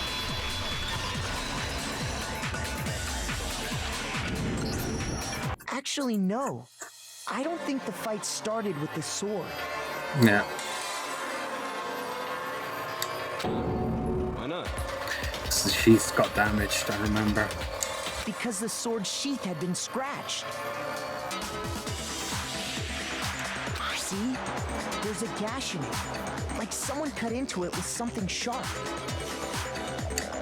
Something sharp? You mean like the kitchen knife? That was the only sharp thing found at the scene. Stop jumping ahead. Slow down and explain it so I get what the hell's going on. If the sword was used first, there wouldn't be any explanation for the scratch on the sheath. If you were going to attack with the sword, you'd take it out of the sheath first, right? That's true. With the sheath on, it'd be heavy and bulky and useless as shit.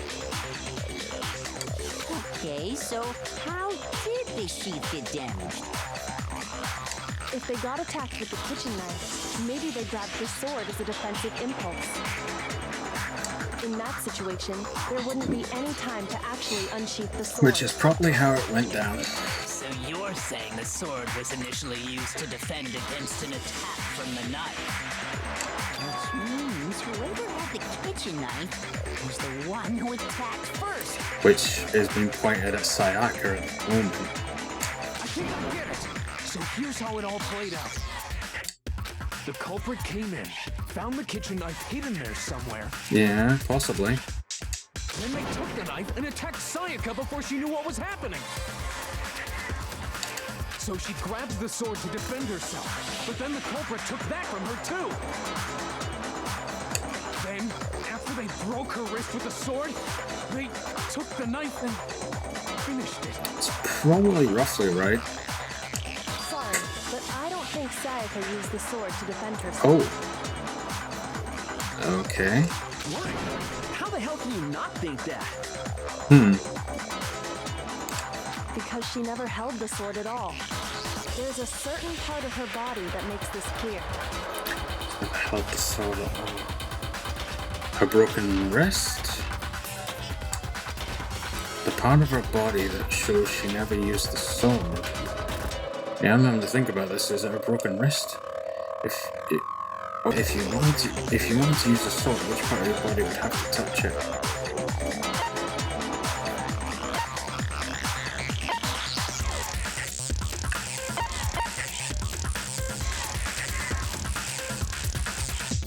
Well, not her stomach, her palms. Technically her palms, but it would have to be the broken wrist in this case, I would say.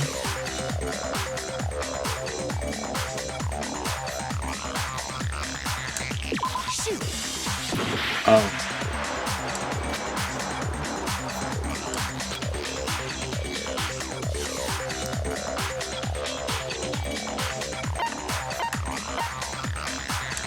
I got it!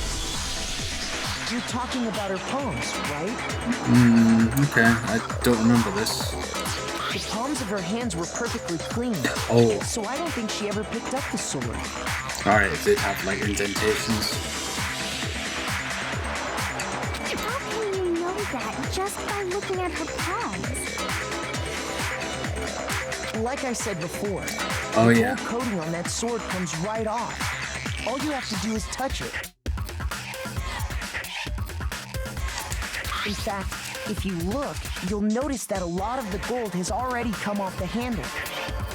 Oh, yeah. It's safe to assume that's because whoever used the sword got some of it on their hands. There's really no way she could have picked it up and come away completely clean.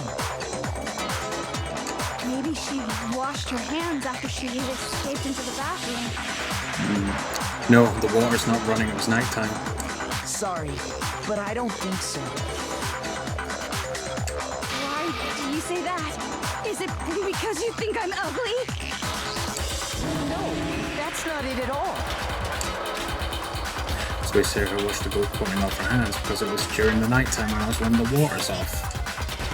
Certain regulation that talks about what happens to the bathrooms at nighttime. I got it!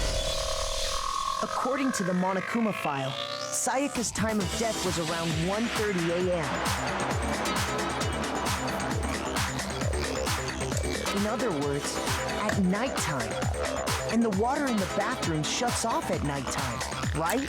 That's according to the rules. Sorry, you looked a bit out of place there. Yeah, at nighttime the water's off, yeah. Oh, I didn't know that. Actually, I haven't taken a shower here yet. Oh, Toko. My. Ah, he threw me, you pervert. You're no different. You smell like a big, fat, ugly donkey. Jesus. I'm not sure whether to take that as an insult or a compliment. Insult, obviously. So anyway, if Sayaka never touched the sword, then that means the killer is the only one who used the sword. Yep. But hold on. If that's right, then the one who damaged the sheath with the kitchen knife was Sayaka. The one who damaged the sheath would have to have been the one without the sword. I got it! Sayaka? She had the kitchen knife? Well, we kind of verified she went and got it. But then that would mean that... Oh, okay. But we already said that the attack started with... The person with the knife attacked first, and the sword was used as an impromptu defense. So Sayaka was actually the one with killing intent first. Oh, this might be where the DVD comes into play. She wanted to get out. Oh. And the one who attacked first was... Sayaka. Sayaka? Now do you understand? She wasn't a blameless victim in this. No, far from it. It's almost as if she'd been planning to commit a murder of her own. And failed. Yeah, but Makoto, there's evidence to prove that. The DVD. She took the knife from the kitchen, then invited the culprit to the room she was staying in. Yeah. And if it's true that she had the kitchen knife and attacked without provocation, Then that means the killer killed in self-defense. Indeed. These are all the actions of an assailant. Or an accomplice? Well, no, assassin. Which brings up another point. Makoto, Sayaka was the one who suggested you two switch rooms, correct? Yeah, so she wanted to protect you, I guess. Maybe the reason she wanted to switch rooms To protect him. was so that she could pin the crime on you. That is a possibility, is it not? Or there is that. Yeah, there is that too. Sayaka wanted to... on me? Can't deny it now, dude. And Kyoko's like, yeah. That would also explain why she would switch the nameplates. She wanted to get whoever she had targeted to come to Makoto's room where she was staying. Yeah. And by committing the murder there, instead of her room, that would implicate Makoto. Correct. for that to work, the target had to be lured out while still keeping the room swap a secret. If the target knew she had switched rooms, they would have become suspicious right away. That's a good point. So all that's why she switched the names? But doesn't that plan seem a little risky? For one thing, even if her plan worked, Mr. Naegi would just tell everyone they'd switched rooms. Well, possibly, but we didn't. I don't know. I'm not sure our soft-hearted Makoto is capable of that kind of cutthroat behavior. No. I'm sure Sayaka realized the same thing. Sorry guys, just interrupting him. There was something about the white noise, but I'm guessing I can't do anything about that right now. I'm just hearing a little bit of it in the background. Oh well, it doesn't matter.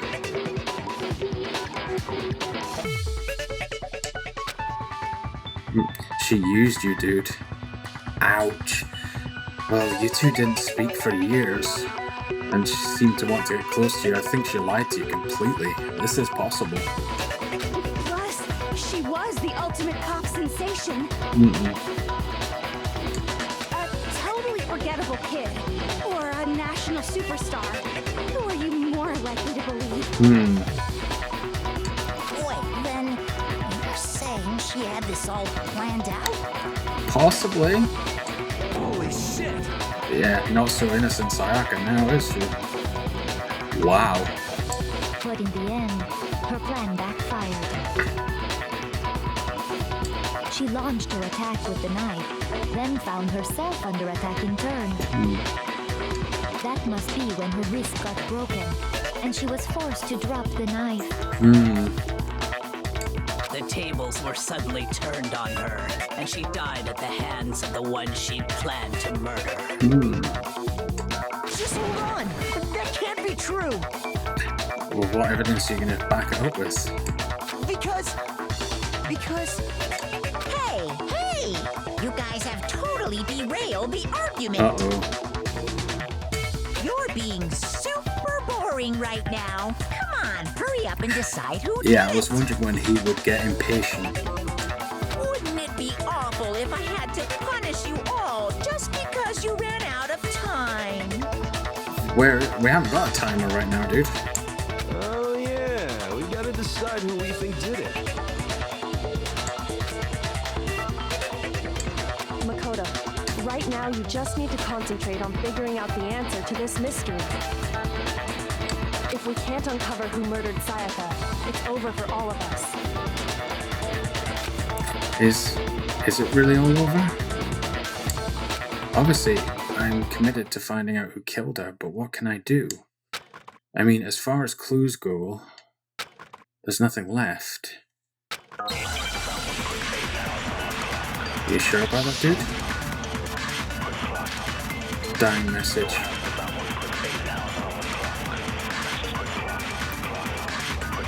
it's easy just to say, hey, decide who did it.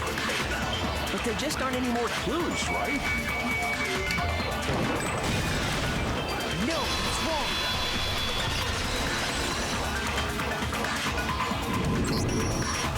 There still might be one clue left. Sayaka's dying message. Dining? Wait, what did you say? The dying message. She wrote something on the wall behind her, remember? 11037. Written in her own blood. There must be a clue about the killer hidden in there. Guys, I'm telling you, flip it over and flip it round.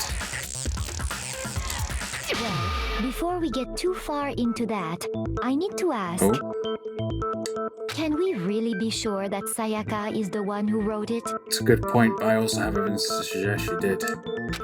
There's no question that Sayaka wrote that message, and I can prove it. Her left index finger. I got it! Her left index finger had blood on it. That could only be because she used that finger to write the message. I see. She broke her right wrist during the fight, so she'd have to use her left hand to write. Is she right-handed, and that's why she wrote it badly?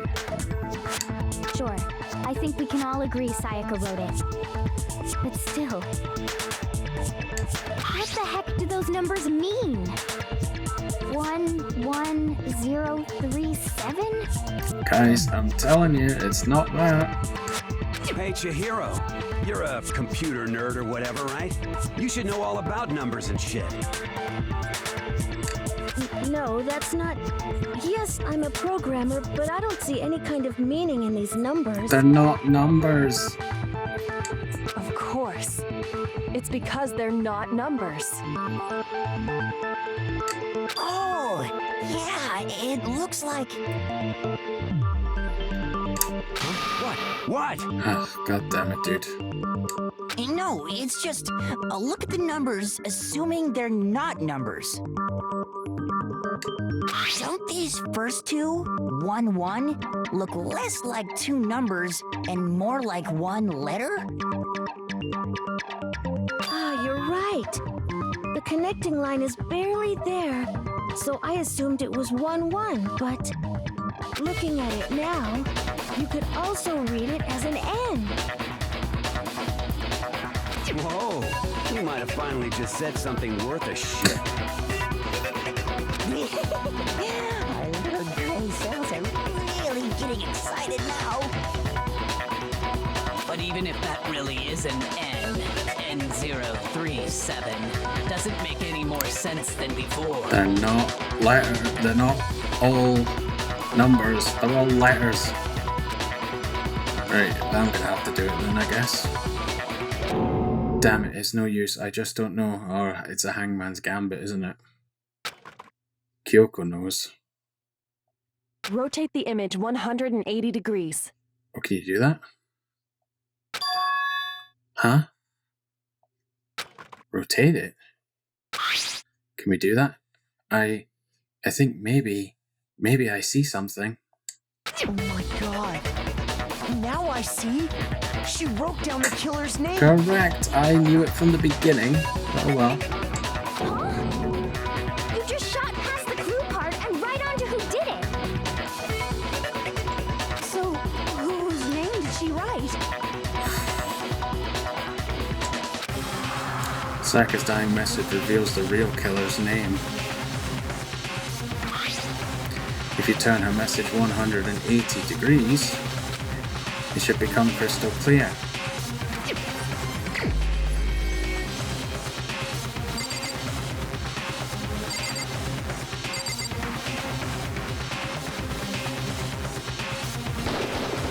Here's my answer. The key to solving this mystery was simply to rotate the writing 180 degrees. If you turn the message around, it becomes the letters L-E-O-N. L-E-O-N, or more accurately, Leon.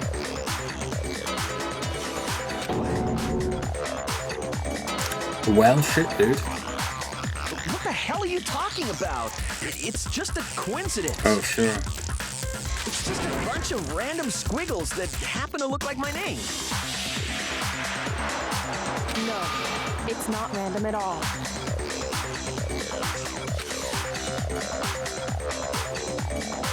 She wrote that message on the wall behind her as she was leaning up against it. In that position, she couldn't move to write normally, and had to write upside down, as it were. And as a result, when you look at it standing in front of her, it ends up getting flipped. Try it for yourself if you want. Write something sitting like her, and the letters will be inverted.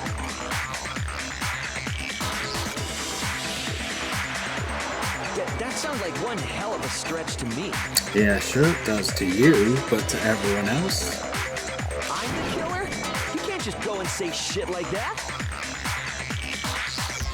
If you're not the killer, then why did you try to destroy the evidence? Here we go. Huh? You know what I'm talking about, right, Makoto? The evidence Leon tried to get rid of? The evidence that Leon tried to get rid of.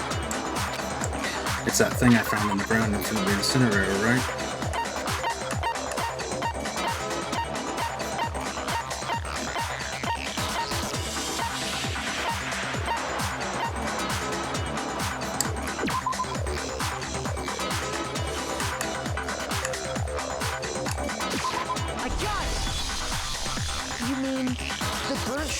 I found laying on the ground by the incinerator, right?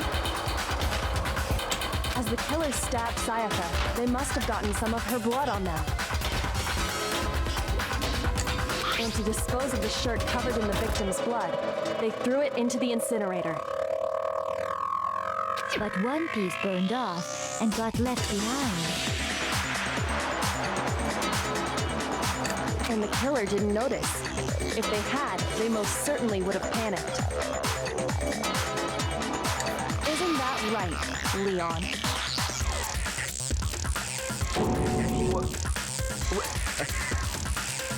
But is one scrap of fabric enough to conclude that Leon is guilty? The crystal ball, but...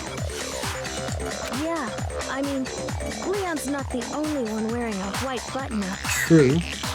That's right. There are plenty of other people here with shirts like mine. With just that one little charred piece, there's no way you can say for sure who it belongs to. You're right. That alone isn't enough. But there are some other points that may reveal the truth. Okay. Are you finally starting to understand? The answers to all the riddles are right here. Yeah, I think so. The burnt remains of the button-up shirt, which the killer wasn't able to get rid of. There's something about it we need to pay attention to to figure out. Totally screwed this one up, guys. Damn. Something about it we need to pay attention to in order to figure out who's responsible. How it was disposed of. If you look closely at how the shirt was disposed of, we should be able to figure out who the killer is. Or how in the incinerator, so we need to figure out who was on duty. Fuck, I should have known that. Oh yeah, that's a good point. I think I know what you're gonna say. Oh? You can't reach the incinerator without opening the gate in front of the trash room, right? Yeah. And obviously, you wouldn't be able to hit the switch to turn it on either. Glass ball. You need the key to get in, and the one with the key was the person on cleaning duty. So the killer had to be whoever was in charge of taking care of the trash, right? Yeah, okay. And you'll blame it on Hifumi. Interesting. Yeah, it's you, dude. No, that's wrong. There was another way to use the incinerator without being the one on cleaning duty. And that's exactly what proves that Leon is the real killer, the ball.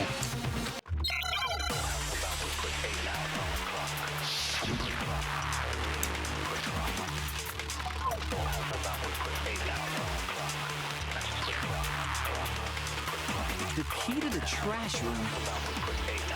Whoever was on cleaning duty must have had it, right? So the only one who could get to the incinerator was the person in charge of the trash? And you'd have to get close to the incinerator in order to destroy the evidence. Which means the only possible suspect is whoever had the trash room key.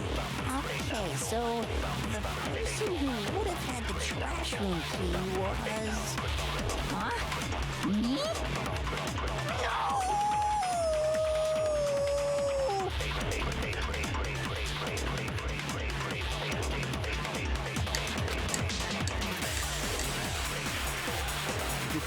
Trash room. Whoever was on cleaning duty must have had it, right? That's correct. So the only one who could get to the incinerator was the person in charge of the trash?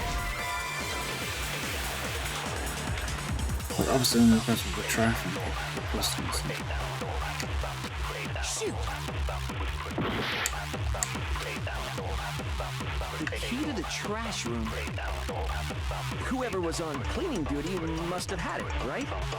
So the only one who could get to the incinerator was the person in charge of the trash? And you'd have to get close to the incinerator. No, that's wrong. There we go, that's it. Hold on. I think I know how someone could dispose of the evidence without using the trash room key. But if you can't get past the gate, you couldn't possibly turn on the incinerator, could you? Oh. One person could. Yes, you could. If you used this. What is it, some kind of glass ball? It's busted to hell. Actually, it was supposed to be a crystal ball, but, But how would you use it? You had to use the glass ball in a certain way, which was throw it. I got it! The killer simply took aim at the incinerator switch and threw the ball through a gap in the gate. All they had to do was hit that switch, and the incinerator would come to life. Someone threw a gap in the gate? Remember what you said before, Hifumi? Huh? You turned the incinerator on. Very strange, quite certain it was off last time it was down here. Hifumi had the key, so the only way the incinerator could have been turned on without his knowledge was because the killer was able to hit the switch without opening the gate. Once they got the incinerator going, all they had to do was ball up the shirt and toss it in. Hey, come on! What the hell is this? All you have to do is look at the scene to know that the killer never actually went inside the trash room. The shards of broken glass, the incinerator left running, the piece of shirt that escaped the fire. If the killer had been on cleaning duty, the evidence would have been taken care of much more thoroughly. Wait, no, just hold on. But the distance from the gate to the incinerator has to be at least 30 feet, right? Yep. The pinpoint accuracy you'd need to throw a glass ball that far and hit something that small. Very accurate, professional. Could someone really do that? That's right. There's no way. It'd be impossible. Do they not know what he is? Difficult, absolutely. Impossible? I don't think so. Because the killer is... It wouldn't have been much of a challenger at all for the killer because... I got it! Because the killer is the ultimate baseball star. Isn't that right, Leon? Do you have any idea how stupid you sound right now? A target 30 feet away would surely be little challenge for the ultimate baseball star. You can't be serious. I'm not the killer! I think you are, dude. These goddamn shipper brains have got it all wrong, I'm telling you! You still won't admit it? Okay then. Makoto, go ahead and review the incident one more time to make his crime perfectly clear. And with that, we can end this. Listen to me! Shit. What the hell do you mean end this? Shit, what do I do now? Say what you want, Leon. But all the questions have been answered, and the truth has been revealed. Now here's what happened. The closing argument is about to begin. Would you like to hear more? Yes, absolutely. Every case has one less element to bring the class trial to an end. This is the closing argument. In this phase, you'll give a complete summary of the case. Right, okay, that makes sense. You'll have to reproduce the flow of events for the case in the form of a comic book. Oh no. However, you'll notice that in the comic, there are a number of pieces missing, right? Okay. It's up to you to complete the comic using the provided truth panels. Also, if you take aim at a missing section and press the A button, holy cow, you'll get a hint that might lead to a breakthrough. Oh, okay. Okay.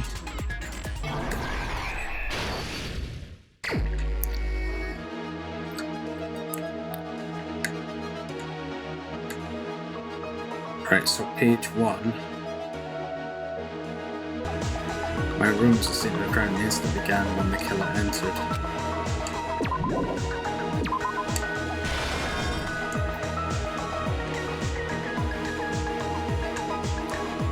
Okay, so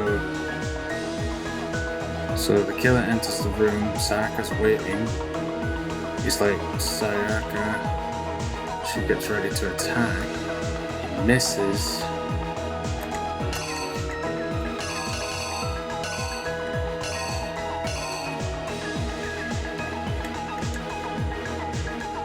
Maybe that one. First, when Sayaka attacked the killer with the knife, I noticed something in my room. Oh yeah, the one with the... Must be that one.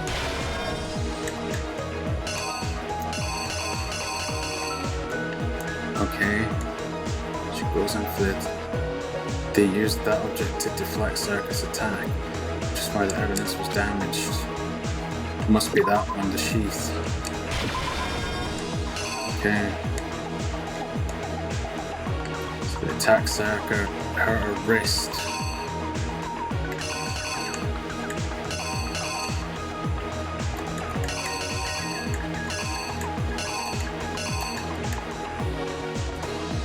She dropped the knife.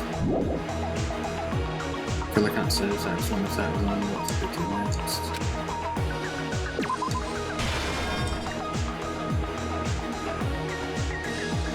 They're all showing up blue at the moment. I'm guessing that doesn't tell me anything though. Okay, so she dropped the knife.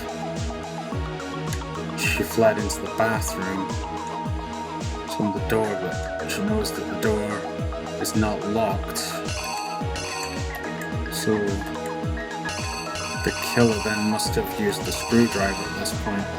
So the only logical way they could have done that was that. Okay, so he got in a knife. After she was stabbed, Sayaka used the last of her strength to leave something behind. So it looks like I don't use everything. The looks of things.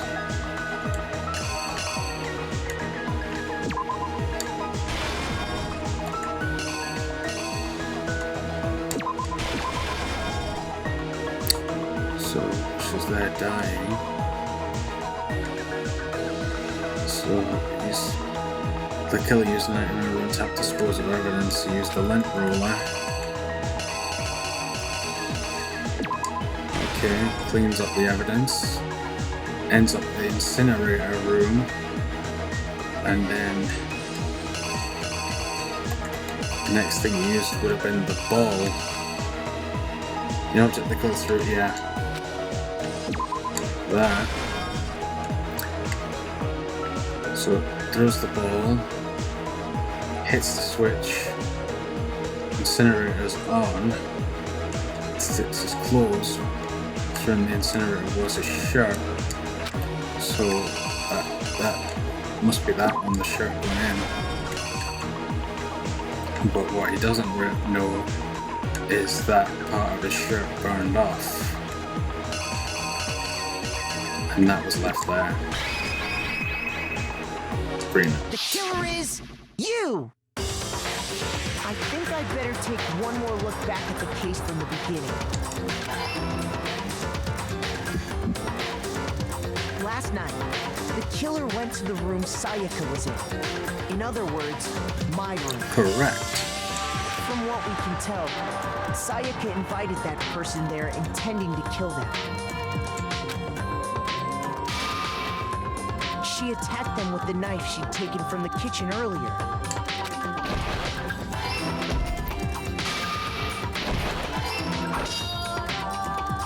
But then something happened that she wasn't prepared for. They grabbed the fake sword I put in my room and fought back. During the struggle, a strike from the sword broke Sayaka's right wrist.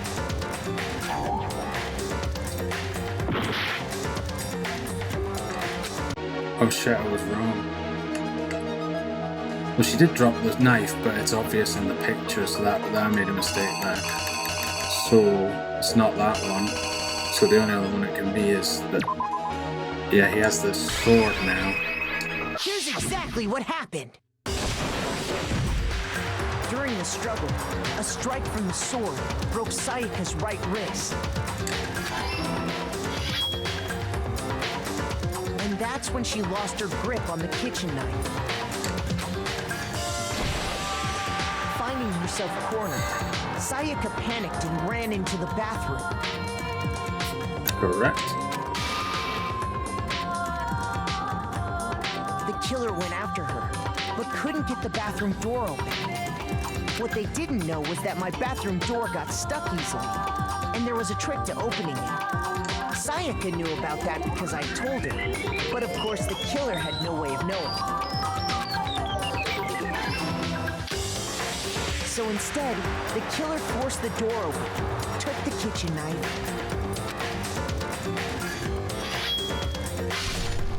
and stabbed Sayaka.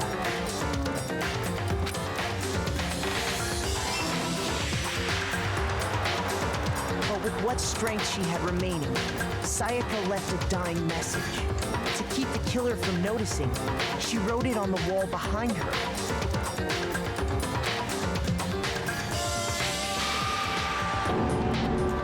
And with that, all her strength was gone. With Sayaka dead, the killer quickly began destroying the evidence. First, they took off their shirt, which was covered in their victim's blood.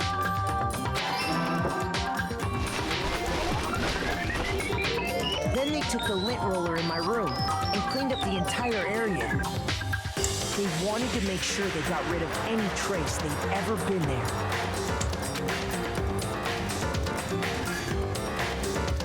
Afterwards, the killer headed to the trash room to destroy their bloody shirt. They tried to burn the shirt using the incinerator there, but the trash room was blocked off by an especially sturdy gate, preventing access to the incinerator. So they came up with a plan to use Hiro's crystal ball, which he left in the laundry room. The killer managed to throw the ball through the gap in the gate and hit the incinerator switch. For any normal person, that'd be an impossible throw, but the killer had the confidence to take a shot. And that's because the killer was the ultimate baseball star.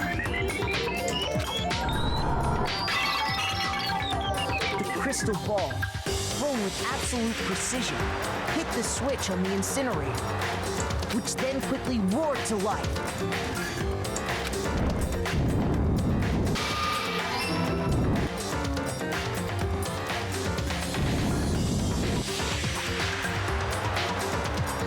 Having destroyed the final piece of evidence, they left the area with, I imagine, a sigh of relief. But there was one thing they missed.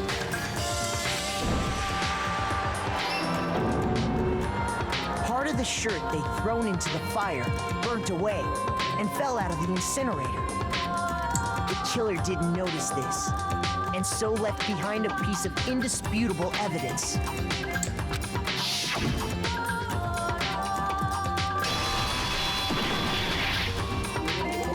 Isn't that right, Leon?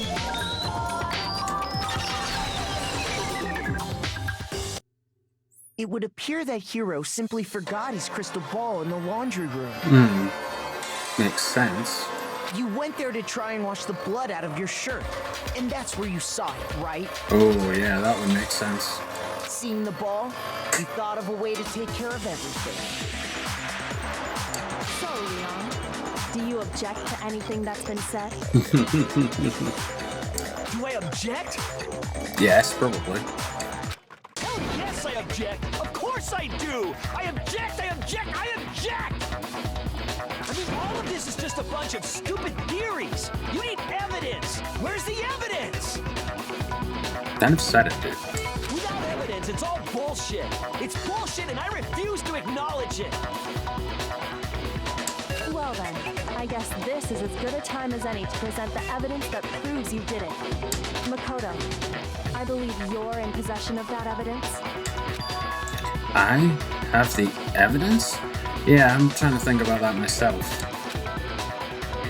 Oh my god. How long do trials go on for? Your first bullet... I've been recording for nearly 3 hours. Your first bullet time battle is about to begin. Would you like to hear more? Oh, what the hell? Sometimes during a class trial, your opponent simply won't want to hear what you have to say. Makes sense. When this happens, you will engage them in a head-to-head battle. We like to refer to this as the bullet time battle, aka the BTB. BTW.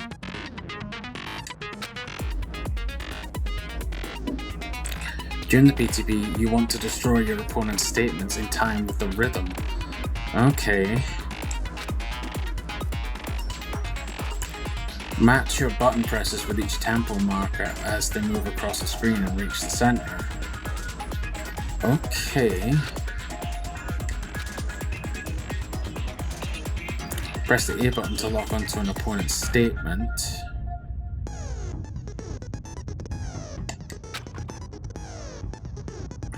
Destroy the statement you've locked onto with the Y button as the tempo marker reaches the center. Okay. Use this method to deal damage to your opponent. If you can't pull it off, you'll be the one in pain. Do this consecutively and you'll start a combo. Keep this going and you'll initiate a tempo up. On the flip side, if you keep missing, you'll get into a tempo down situation. When the tempo changes, so does the timing for hitting each button. That makes sense? So watch out for that. And then a final strike will come up. Deal enough damage to your opponent and their weak spot statement will appear. At that point you can press the Y button to shoot it down with a truth bullet like any other statement. Refute their statement fast enough and you'll come out victorious. But just like before, if your influence gauge reaches 0 or you run out of time, you fail. Good luck and have fun. So A to target, Y to hit with the tempo marker. When the killer removed the screws from the doorknob, they didn't use anything from your room to do it. Yeah? Instead, they must have used something that belonged to them. Their own screwdriver. They used something of their own to remove the screws. Could have been. I refuse to acknowledge you. You're stupid. Stupid, stupid, stupid. Stupid, stupid, stupid, stupid, stupid, stupid, stupid. I have to show indisputable evidence that Leon is the killer. I need to figure it out.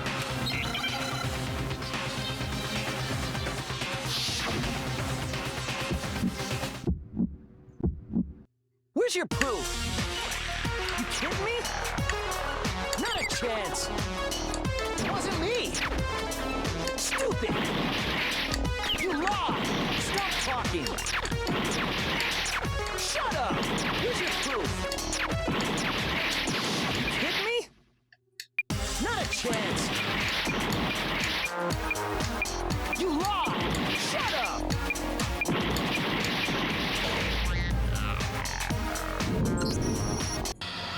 No one's here what I have to say. Continue the debate. Oh shit, I failed. Oh crap.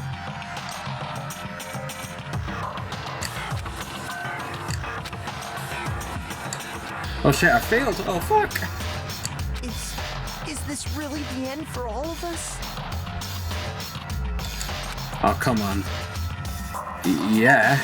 I refuse to give up yet.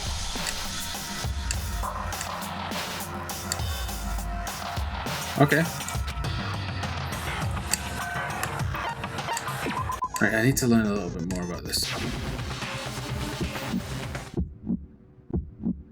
Where's your proof? You kidding me? Not a chance. It wasn't me. Stupid. You lied. Stop talking. Shut up. Here's your proof. You kidding me? Not a chance. You lied. Shut up. Here's your proof. You kidding me? Not a chance. It wasn't me. Stupid. You lied. Stop talking.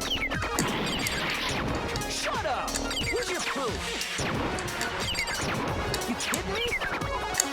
Not a chance. You lie! Shut up! Shut up! Stupid! Where's your proof? You kidding me? Not a chance. It wasn't me. Stupid! You lie! Stop talking! Shut up! Where's your proof? Oh shit. Oh, why? Where's your proof? This should prove it. Haha. Got him. A little bit messy, but I got him. The screws on the bathroom doorknob were removed. Yeah. I wonder what kind of tool the killer used to remove them. A screwdriver. I mean, it had to be a screwdriver, right? Makes sense. Oh yeah, I'm pretty sure the toolkits we got each had one inside. That must be what he used. There aren't any other tools anywhere. Mm-hmm. But the toolkit in my room had clearly never been used. That's because the culprit didn't know it was your room. They thought they were in Sayaka's room. Mm-hmm. Only the boys got toolkits, so the killer naturally assumed there wouldn't be one in there. Okay, then whose toolkit did the killer use? Stupid, stupid, stupid! It had to be their very own toolkit. Stupid, stupid, stupid, stupid, stupid! Leon, would you mind showing us your toolkit? If I'm right about this, then the screwdriver will show some evidence of being used. Stupid, stupid, stupid! Huh? And if you say you used it for something else, you'll have to explain exactly when, where, and why. And let me say this right now. I lost it isn't an excuse at this point. Mm-hmm. Stupid. Stupid. Yeah, you lost, dude.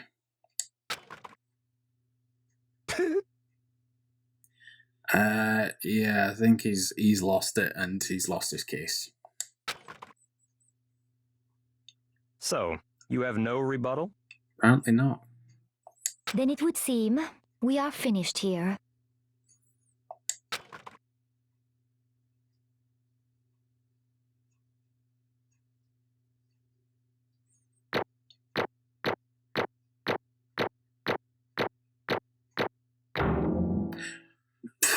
I got an A for my first court case. I'm quite happy. The first trial is an A. I will happily take that.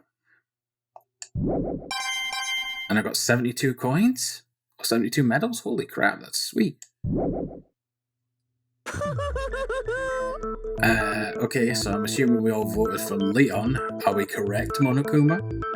Looks like you've reached your verdict. Then are we ready to cast our votes? I guess so. You all have a lever in front of you. Use it to make your selection. Okay. Oh, just to remind you all, Mm-hmm. make triple sure you vote for someone. Oh. You wouldn't want to be punished for something so minor, right? Alright, so you can't abstain, you must vote. Okay, then let's get excited! Yeah! Who will be chosen as the blackened? Will you make the right choice or the dreadfully wrong one? What's it gonna be? What's it gonna be? Mm-hmm.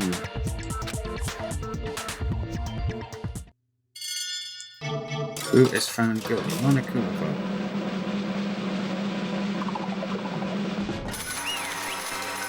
Leon is guilty.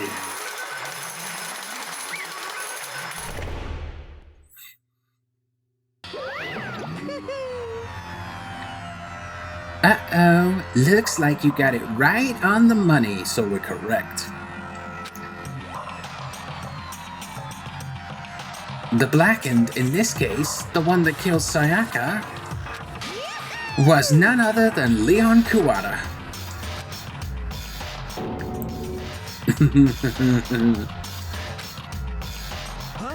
Huh?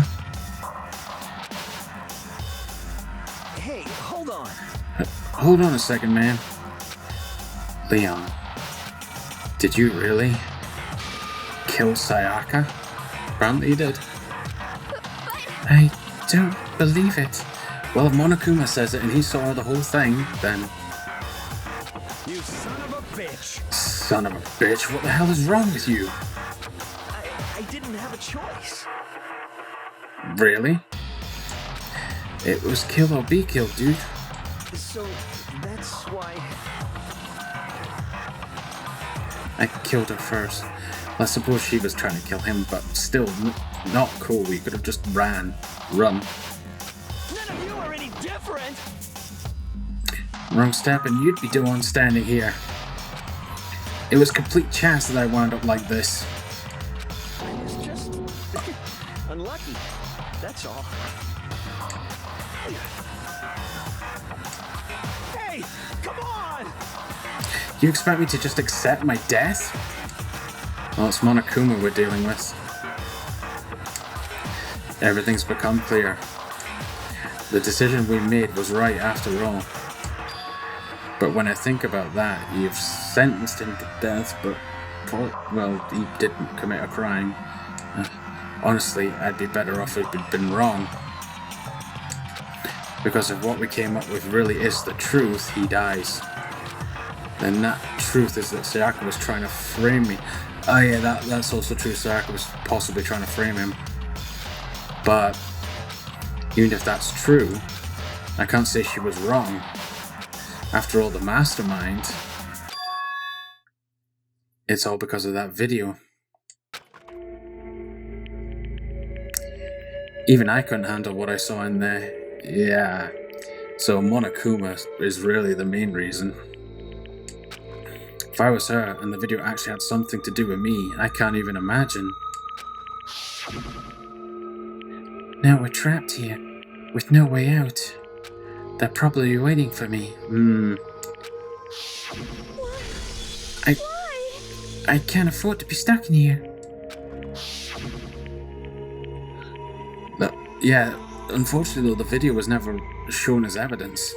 The one thing that was more important to her than anything else, her dreams, her friends. To have to see something like that happen to them. And Sayaka. I did whatever it took to reach that dream. I mean, even some things that weren't so pleasant. And that's why Sayaka, for the friends that meant so much to her, that's why she betrayed me. So when she said... No matter what happens, please always be there for me. I need you on my side. She was lying to me from the very beginning. She was using me. Is that why she talked to me in the first place? Ooh. I guess I'll never know. Because there's nothing I can do to ask her what she was thinking. Once you're dead, that's that. Boy, howdy. The entertainment industry must sure be terrifying, huh? You bastard. I mean, to try and kill someone just because of those relationships? She seemed so nice and lovely on the outside, but inside, she descended into pure madness. What did you say? I understand, really I do. Yep. You're in utter despair thanks to Sayaka's betrayal, right? Oh yeah, this is what he wants. He wants them all to get into utter despair.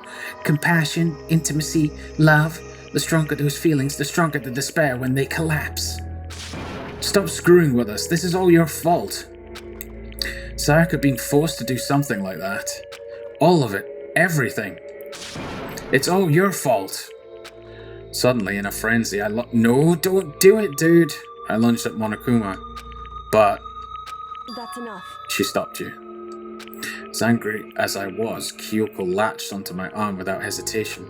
Her grip was like iron, strong enough I was sure it would leave a bruise. Calm down. If you really want to make her enemies pay for what they've done, you need to let it go for now. Plus, if you hit Monokuma, you'll be punished, like Leon's gonna be. That was a close one. I thought for sure you were gonna give me a good walloping. Just barely avoided punishment, you did. Yes, indeed. Now then, since you so magnificently revealed the identity of the killer during the class trial, the blackened, Leon Kawata, will receive his punishment. Punishment?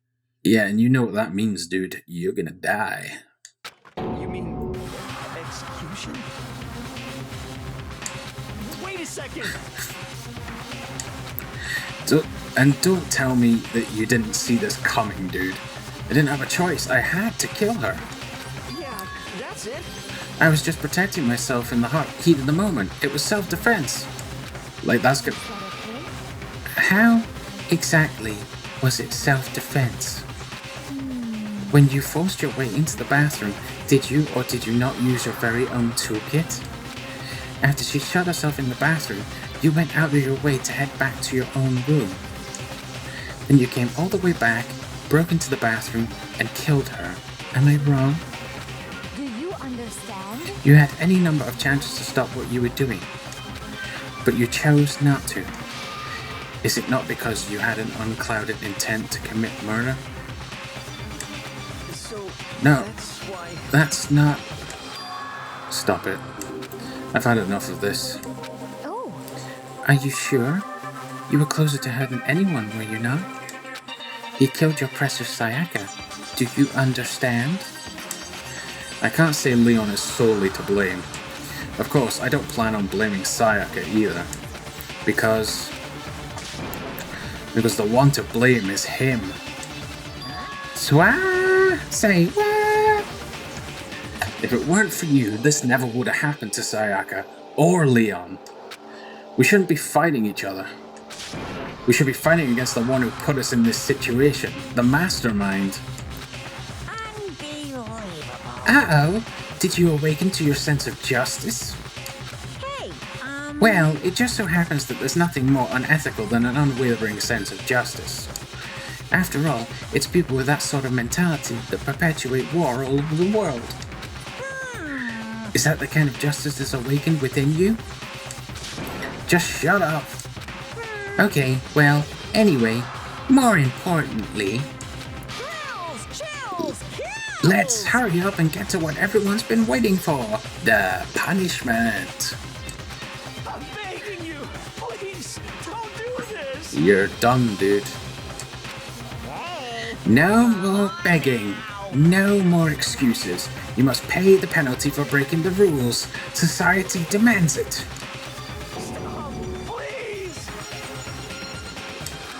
now then, I prepared a very special punishment. For Leon Kuwata, the ultimate baseball star. No. Do we get to see it? Let's give it everything we've got. It's punishment time.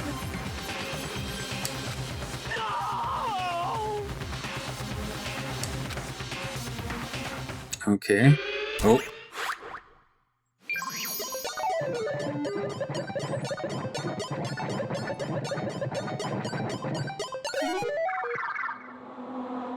Okay.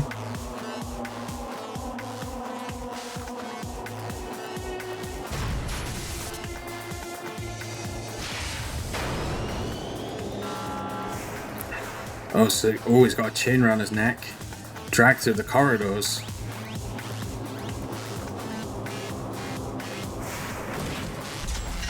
Oh, it's a baseball field. Oh no. Oh, it's a baseball range. Oh, he's gonna... Oh, shit. 1,000 blows.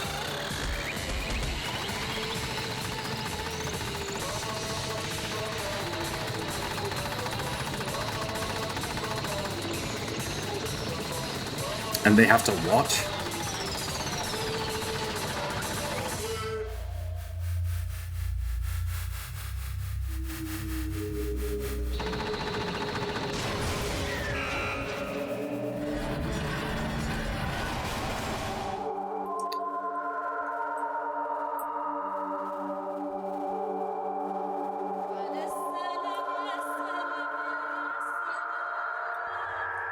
pelted so much that he bled to death. Holy crap.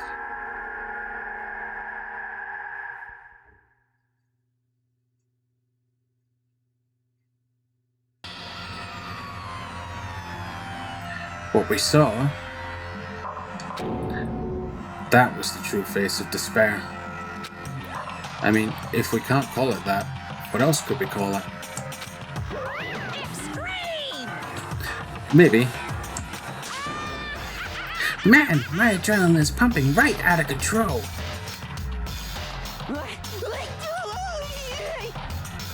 That. What's going on? You guys knew this was gonna happen. I can't take it. Do we really have to keep doing this? I just can't take it. Well? Hey, if you don't like it, all you gotta do is swear to cut all ties with the outside world and accept living here forever. But that's only if every single one of you can get on board with that.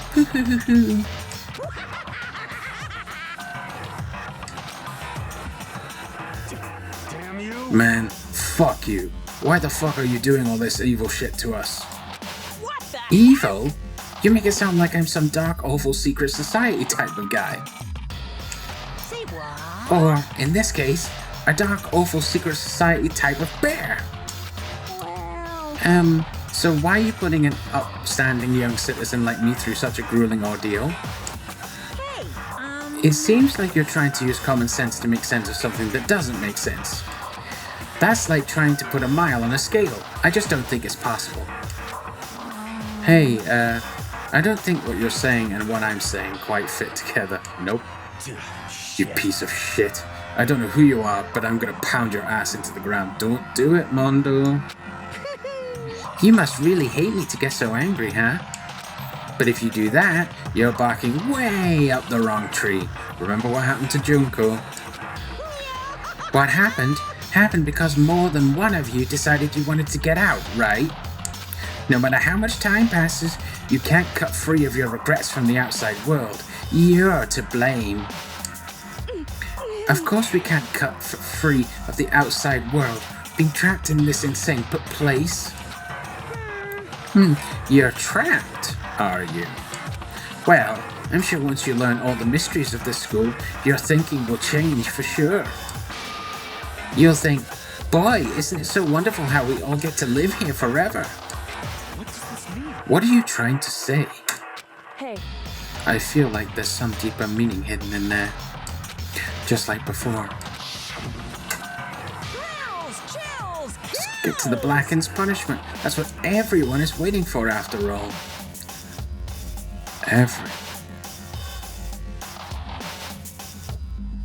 This is being broadcast to the outside world. All the cameras. This is a death game that's being watched on telly, isn't it? hey, When you say everyone, who exactly are you referring to? Sorry, I said everything I've got to say. Yeah, this is being broadcast. I need to save some sort of the fun for later.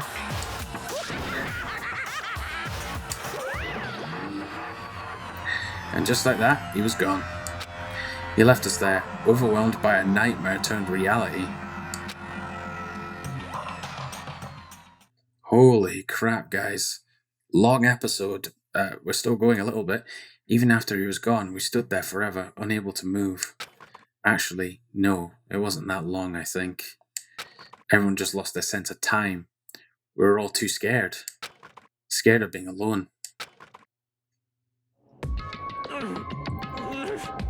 Ugh. Yeah, and Kiyotaka's driven to tears. But the only ones who look calm are Kyoko and Sayaka. Not Sayaka. Kyoko and Sakura. Not Sayaka. So anyway, guys, I was hoping to get to near the end of the trial, but this episode is going on way too long enough. So I'm going to cut this episode here at the end of the trial, and Leon has received his punishment, and unfortunately won't be joining us anymore by the looks of things. So yeah, that was a super long episode, but we solved the first trial, we were successful. Everyone's lived apart from the blackened one, which was Leon. So I kind of suspected it was him. All the evidence was pointing at him. I mean, the first key piece of evidence was the message that Sayaka left on the wall. So anyway, guys, I'm going to call this episode here. I hope you're enjoying the series so far and that you enjoyed this episode. If you did, then maybe give it a beautiful big thumbs up. It really helps me out. Also, don't forget to smash that subscribe button on my channel page so you get regular updates, and also click the notification bell so YouTube notifies you of when new videos and new statuses and posts come up. Let me know what you think down in the comments below, what you think of the game, how I'm doing with it. One failed during the trial, and plus anything else you want to talk about. Even if you want to say hello, just go wild in the comments, just be respectful to one another. And yeah, so we'll continue the aftermath of the trial, and potentially that we might be getting close to the end of chapter 1. So we'll see what else comes up. So thanks very much for watching, and I'll see you guys in the next video. Bye!